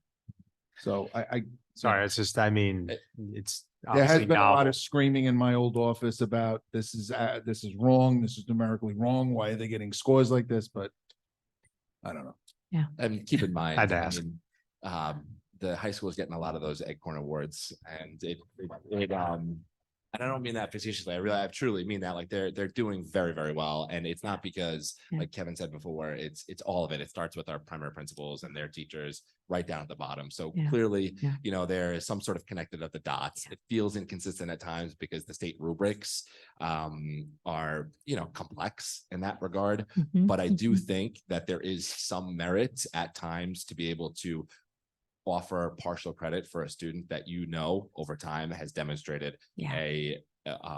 conceptual understandings of it, and not to just penalize them because they didn't, you know, carry the one per se correctly. Maybe just one last question. Some kids aren't as good at explaining things, but they're good at math. Like, how do you handle that? Because you got a kid who's really good at math, or any child is really good at math, but they can't explain it as well because they're not as proficient.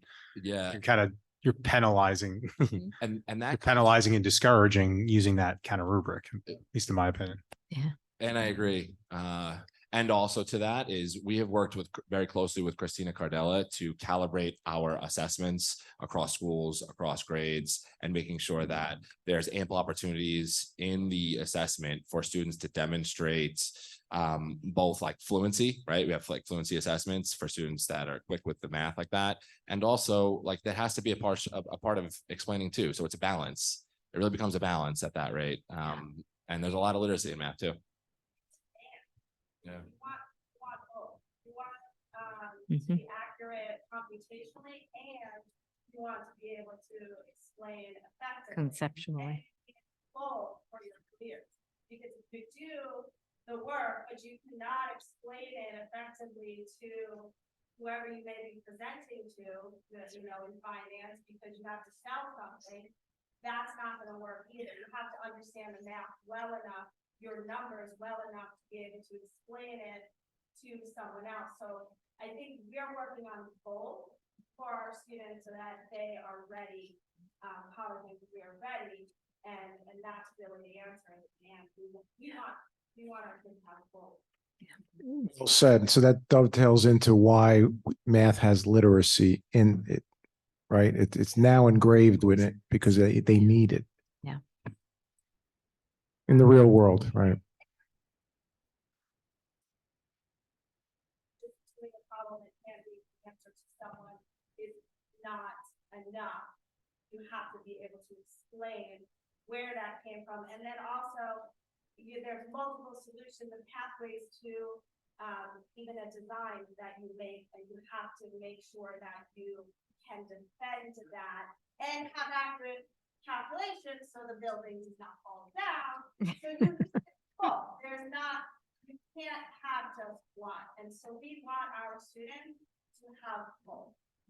Can I go back to something Mr. Hardigan said? Chris, you mentioned that fifth grade, and I repeat, 23% That's right. increase in that math. Mhm. So can you share with us some of the teachers that were so instrumental with that? Because that's phenomenal.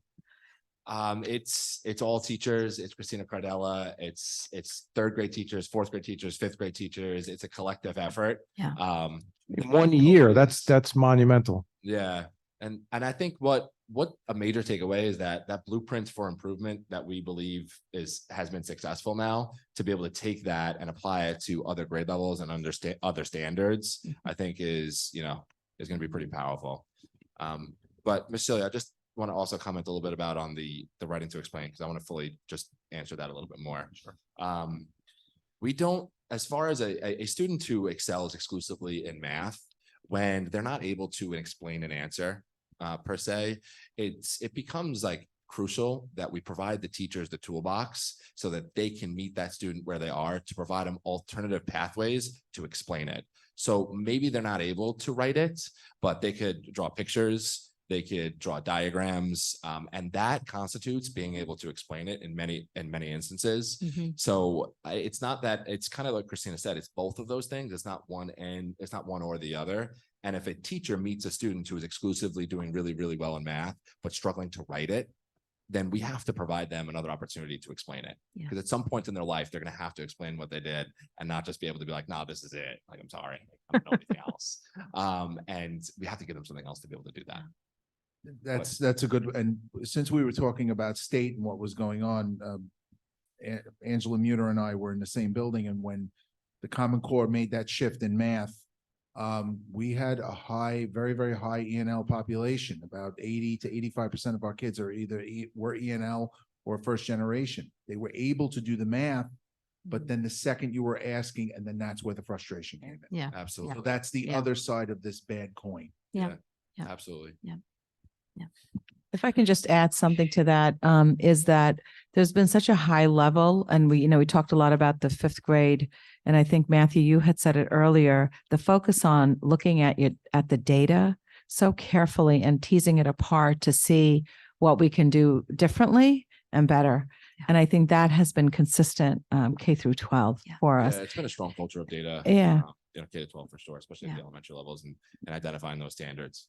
And I think with fifth grade, it's like really the power of focus, the amount of, you really took all the different elements that you saw that you can change. And they weren't like, you didn't take anything away, but made some shifts Mhm. Right. in both buildings. Ms. Hand, back to you. All right. This is a snapshot of our students with disability data from the ELA and the math assessment. We're proud that our kiddos in Garden City, many of our classified students are included in our state assessment data. And while there's a higher percentage, as Matthew said, of these students that refuse the state assessment, within this subgroup, we have students in all of our programs, special class students, ICT students, resource room students who sit for the assessments. So it's something that we look at this data, as with all of our students, as one piece of the puzzle. There's a lot of data that we collect on all of our students, and especially students that are classified. So this is just one piece of data for them, but it also helps us glance how they are able to transfer some of the skills that they're learning, because they may be doing some work on some drilled down skills when they're in the resource room, but now how does that transfer over when they're in a larger setting or on a larger exam? So we look at those pieces of that as well. Okay. Okay. All right, so the assessment analysis, it's really a wrap up of a lot of what we've already said. So we had really strategic preparation for the computer-based testing. We created an elementary computer-based testing timeline for our teachers, and they did a phenomenal job of week by week, not just reviewing skills for the assessments, but also different components of the computer-based platform. So what were different tools that they could use? How do you highlight when you're using when you're doing the LA on the computer? How do you use an answer eliminator and all of the different tools that were available to them?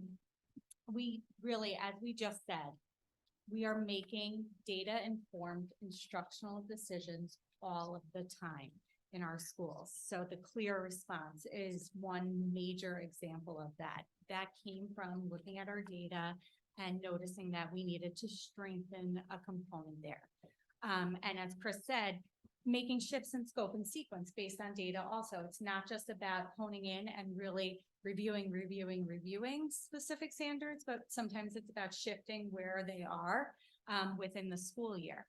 And then our MTSS supports. If we notice something in our data is popping up as a need for many, many, many students, how can we provide maybe a tier 1 support for everyone so that everyone can take advantage of that? If we see a large population needs something, how can we have a service push into a classroom versus pulling just a few students out of the classroom so more students can benefit? And these are just some things that we're focusing on, like we said, for this year. Standard 8, this is interesting for ELA. It's a twofold why we're really focusing on Standard 8. The blueprint of the ELA exam, the state exam, seems to be changing as it's always changing. Standard 8 last year in some grade levels was not last year, 2 years ago, was not even addressed. It was not something that was assessed. And now we're seeing it pop up more and more and more, and heavily in some grade levels, like 15% in some grade levels. So that's one reason, but then we really looked at our own data across the board, not just the state assessment. And it's really a natural next step for us in our constructed response, how we're looking at our constructed response. Our children are doing a nice job right now of creating their own claim to answer a question and then supporting that with evidence. But now what if you're given a claim and you have to find the evidence, or the reverse of that, you're given the evidence and you have to now match up what claim does this belong to, or write a claim that works with it. So that's our next step there. And in math, across the board, there's some fractions work and some geometry work, and then looking for natural opportunities for spiral review. And this is a conversation we've had with Joanna for science. We do volume in the beginning of the year now in math in 5th grade. When does that come up in matter for science that we can revisit it and have it be a natural part of spiral review versus just, oh, the test is coming, let's review volume now. Already? Okay, so although there are not mandated standardized assessments, thank goodness, in grades K and 1, we all recognize, and you've heard it reverberated in this room tonight, the importance of the foundational work that happens in our primary schools.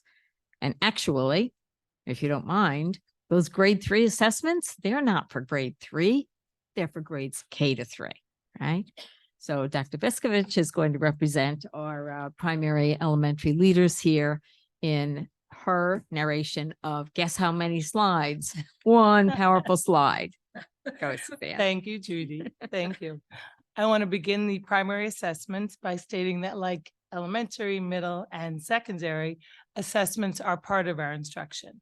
As primary principals, we're always asking, are we over-assessing? Are we assessing enough? Are we getting the right information to be diagnostic and prescriptive in our approach? Not only for our students who need support, but for our students who come in as readers. Our assessments help us tailor our instruction for our students. At the primary level, we do quite a bit of assessments. We're learning about our students, who they are, what they need, so that we can continuously meet them where they are. Prior to kindergarten, we have one data point with the dial screener. And we recognize that our students grow leaps and bounds from when they're screened in the spring to when they enter kindergarten in September. One assessment is the Heggerty in kindergarten. It's very important to us in learning about our students as readers and writers. It hones in on phonological awareness, rhyming, blending, isolating, and segmenting sounds, and allows children to work with the sounds of language. The NWEA MAP Reading Fluency Assessment in first grade is a new assessment that really breaks down phonological awareness into foundational skills assessment that measures listening comprehension, picture vocabulary, phonological awareness, phonics, word recognition, and sentence reading fluency. And the oral reading fluency assessment of the NWEA is administered when a student demonstrates a solid foundation in foundational skills. This measures accuracy and comprehension in reading. Because, as Judy mentioned earlier, it's computer adapted, it'll respond to students as they engage with the assessment. And the NWEA assessment is utilized along with early concepts of print, foundations unit assessment to determine what students know and are able to do. And in fact, our first grade NWEA data demonstrates a solid foundation in those foundational skills that are developed during kindergarten, particularly in phonological awareness and phonics word recognition, demonstrating evidence of our explicit phonological awareness work through resources like Heggerty and Foundations. The running record is administered in kindergarten and first grade that helps teachers observe our students as readers and know what strategies students are using for decoding and for comprehension. We utilize running records to determine how our students interact and navigate text on both literal and inferential levels. And we use this as another reference point to look for patterns in our students' decoding abilities. In mathematics, we administer the NWEA MAP growth to all of our kindergarten and first grade students. It measures what our students know and informs what they're ready to learn next in the areas of operations and algebraic thinking, measurement and data, number and operations, and geometry. The NWEA are standardized assessments administered to all students on the grade level. We also administer fact fluency assessments, which measure students' fluency and automaticity of adding and subtracting within 5 and 10 in kindergarten and within 10 and 20 in grade 1, and story problems that involve adding and subtracting as well as comparing. These are all benchmark assessments, but it's important to emphasize, as Mrs. Hand did, that our class learning activities are aligned with standards and also drive where we go next. So although all these are valuable metrics in helping us make decisions about instruction, it's our daily assessment that's most valuable. The daily learning activities align with standards, the clear learning targets. This is where our teachers, whom Mr. Hardigan, I think all of us have mentioned, they're making decisions in the moment to move learning forward. Conferencing, using assessment criteria, being responsive in the moment, providing on-demand feedback of student learning, that's what guides us in the moment. So we're not just using the summative data here on the slide. It's the formative data that's helping us make those instructional shifts in real time. And in conclusion, all of these assessments in our assessment suite help our teachers identify which students are in need of support or enrichment, and then plan instruction accordingly. So we're building the foundation in K-1, and I can speak for my primary colleagues and our curriculum leaders to say that the way that we've been using data the last few years has really strengthened our ability to be diagnostic and prescriptive with the use of data in our approach to literacy and numeracy. Thank you. Thank you, thank you. Yeah. Very exciting to hear so many themes kind of like being reinforced as we move, right? Up and down the levels, up and down the levels. Okay, you ready for the second part? It's not the second half. So we have a question up here. So, all right, you've heard a lot about assessments. How are assessments used? And through all of the narrative, I think you've heard, we use them a couple of different ways. We absolutely use them to monitor pupil progress, to plan instruction, and to design interventions.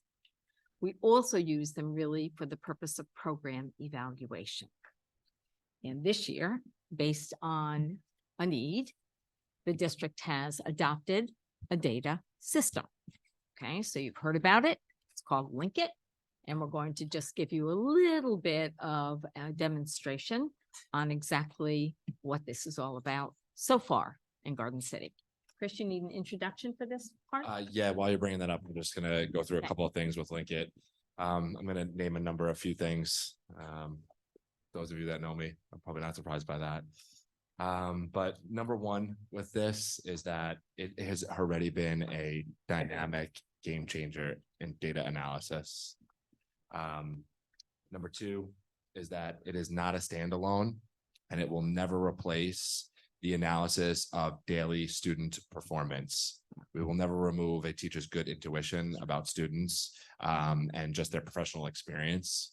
And then number three is that the entire demonstration video is anonymized, which means that all of the data is real, but there is no personal identifiable information for students. You will see student names on there. They're fake, they're fictitious. So there's nothing out there, and I think that's really important to notice. I do say it in the video, but also like names pop up and you're gonna be like, wait, you just said it was anonymized. It is anonymized with fake names. And just to be clear, this tracked year to year. I know we've seen a preview of it, the board has previously, but this data will be tracked year to year and live with the student throughout Oh, the tenor certainly. of And their. absolutely. And this demonstration is not to analyze the data, but to show the capabilities Right, and right. its functionality. And it will stay with the student year to year, as early as kindergarten and as high as 12th.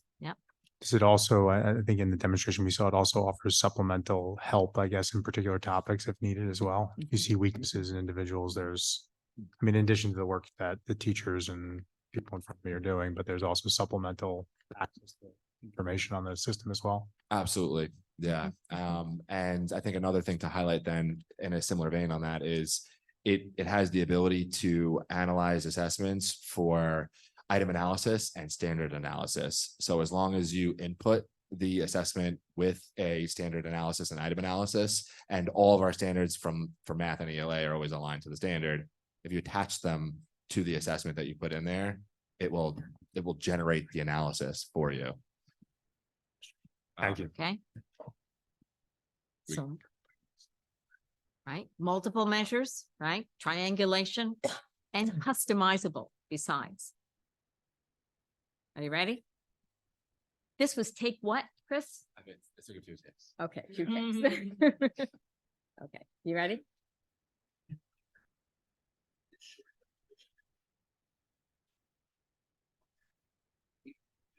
New data management system. This landing page.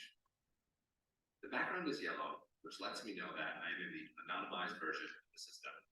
This means that all of the data is authentic. The student names are fictitious for display purposes only. You can spend a significant amount of time analyzing the data through this platform. For this short video, we are showing you the ease of use and the visual of the reports it can generate. I simply select the data, which brings me to the master list of data. For the demonstration purposes, I'd like for us to look at grade 4 ELA data. I can categorize it by grade. I'm also going to select grade 3 so I can see how this group of students had done on their New York State assessment the prior year. I can also sort by category and then select the ones that pertain only to reading that I'd like to look at. NWA Math, New York State Assessment, and reading levels. Go back to my list. I will click their reading levels, their fall NWEA, their spring NWEA from last school year, and their spring New York State assessment from last school year. As you can see, once you click the data, the list populates at the bottom. You simply generate your report clicking the green student icon. Here, you get the view of all of the data and the funnels. The ELA is displayed by grid and percentile. The benchmark levels by their letter. And the New York State assessment by the scale score and the performance levels. You can toggle the categories. I can move my benchmarks over.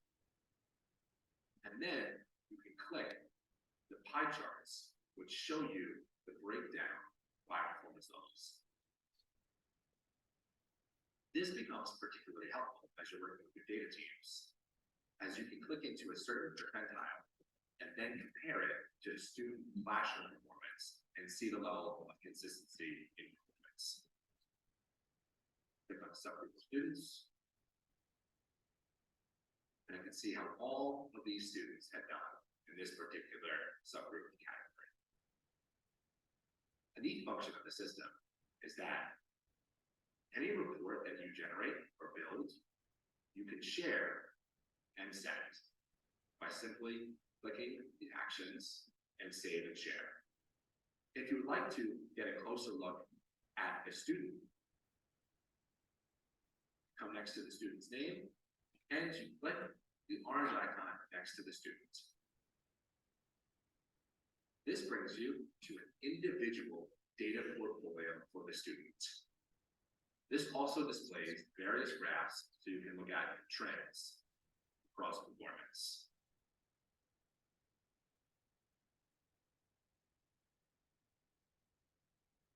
Thank you for watching.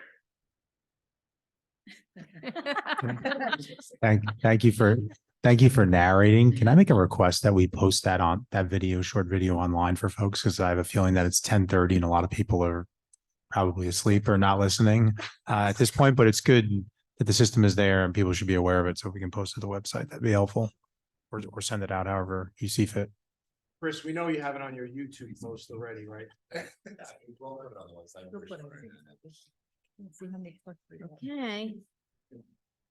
Whoops.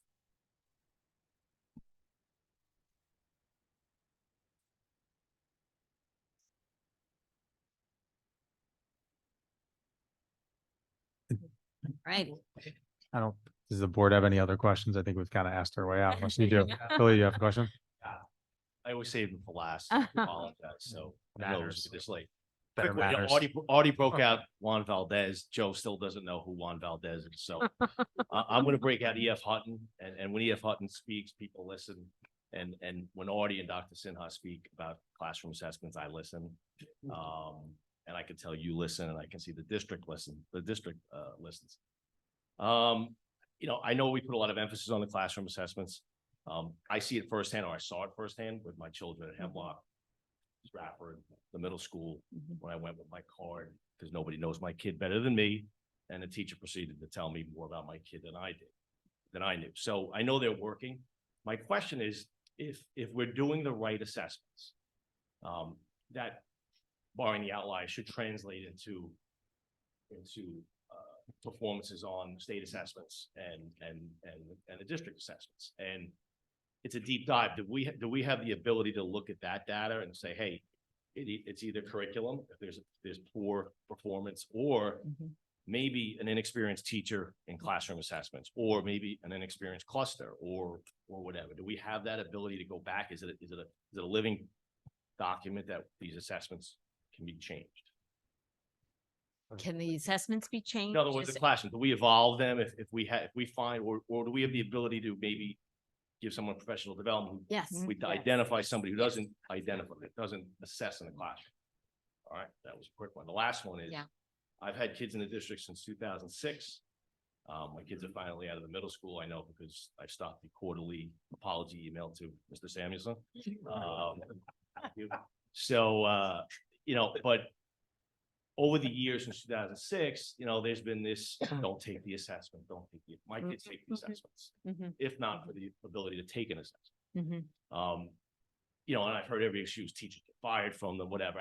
Do we see an increase, decrease? I know there were years where there were 4 kids in my kids' class. Yeah. Do we see an increase? 'Cause I know it's important to us to get that data. Yeah. Do we see, has that decreased over? I It know there was a has. time when my older son was in where it was like, Yeah. Ours is really, majority of our kids take the Right. assessment, very. there was a time when I Wiped think out. that wasn't the case probably Yeah. before you were here. There was, yeah.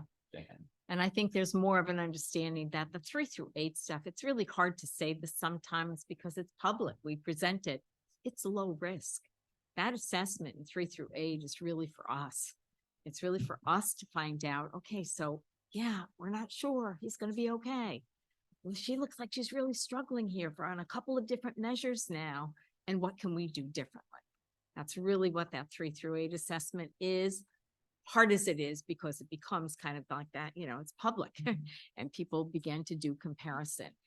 I don't know whether or not we will be coming back to do some level of comparison. That's kind of up to you. We certainly can now that the data is no longer embargoed. And just one more thing about Lincoln. You're always struggling for a healthy comparison, something that really is going to add value potentially. The Lincoln system, Lauren, you remember this number, is 41 similar school districts in New York State. For some reason, that number stuck in my head, that are similar enough to Garden City that it would be worth the effort to do some level of comparison. For what purpose? To have really good intentional conversations with others across the state. And it's very common that people look only in their region, when we all know, like New York State is it's a big place. It's a very diverse place. There are some of our best schools in the state that are upstate. Have conversations with them. So that is yet to happen here in district. I'm sure that, we will be doing it. Whether or not you'd like us to come back and share that information with the board will be up to you guys. And I would suggest, because this is kind of invading the business world as well, like if you're finding students are struggling in one area and they're excelling in others, crafting different game plans, different supports, different help. Yeah. There's no point in having somebody who's doing really, really well in geometry do it all day when they're struggling in something else. And Yeah. this should give you the opportunity to craft days different for kids in some way that's not too onerous for the teachers, but actually benefits the students and has them focus on their weak points. So Yeah. look forward to kind of seeing this implemented and what we're doing different and how we're doing it different for, all these different grade levels, because I think you're at the verge of AI that could craft classes for kids to learn stuff that they're deficient in as you go through this. It's out there. They're already using it for other non-useful purposes, but maybe we can use it for more useful purposes. So thank you for the presentation. Can I just? Thank you. Thank you to everybody for the presentation, by the way. If I could just say one thing, I just want to thank all of my colleagues here. They work extremely hard.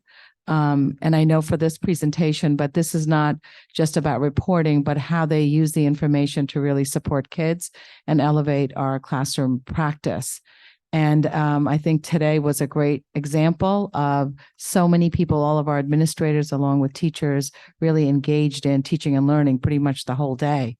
Groups of our teachers, and again, all the administrators. And it's a testament to the commitment in this district. And I really say, and I always say this, at Garden City, there is so much commitment here from our leaders and our teachers and staff. It is unbelievable, what we do in our schools. So, and this is just a journey looking at data in this way, but our connection to kids, I've never seen that anywhere else as I see it here, the connections we have with our students. And I think looking at our students, not just with this, but we talked about SEL earlier and really focusing on the whole child. We do that here in our district. And what I have seen over my years here is the alumni and what they tell us. They will tell us over and over again, this was my first year here to now, is how well prepared they are compared to their peers in college. And this is college from your Ivy League to your local colleges. You hear that from our alumni. And that's something that is really a testament to getting our students prepared for that next journey, when they leave us in Garden City. So just really want to thank our colleagues here. Thank you. And I would say, for the data, it's not, nobody wants a report that looks backwards. They want to use it for something on a forward-looking basis. So I don't need a report to tell me a lot of different things. I need it to help me kind of build in the future. And I know you're all doing that, but I know sometimes people come up and they say things about reports. I think that's what they're alluding to. Sometimes they're maybe not stating it the right way. So I think from the board, we appreciate the update. We appreciate everybody's time. It was a nice presentation this evening. Hopefully people listen to most of it. At this point, if anybody wants to ask any questions, I know there's only a few people left here, but if anybody has any questions, I'm seeing everybody's tapped out on, I think we're all tapped out at this point, so I think we did a good job, if nothing else. Our next Board of Education meeting will be Tuesday, December 19th at 8:15 PM here at the high school. At this time, may I have a motion that the board meeting be adjourned? So moved. Second. All in favor? Aye.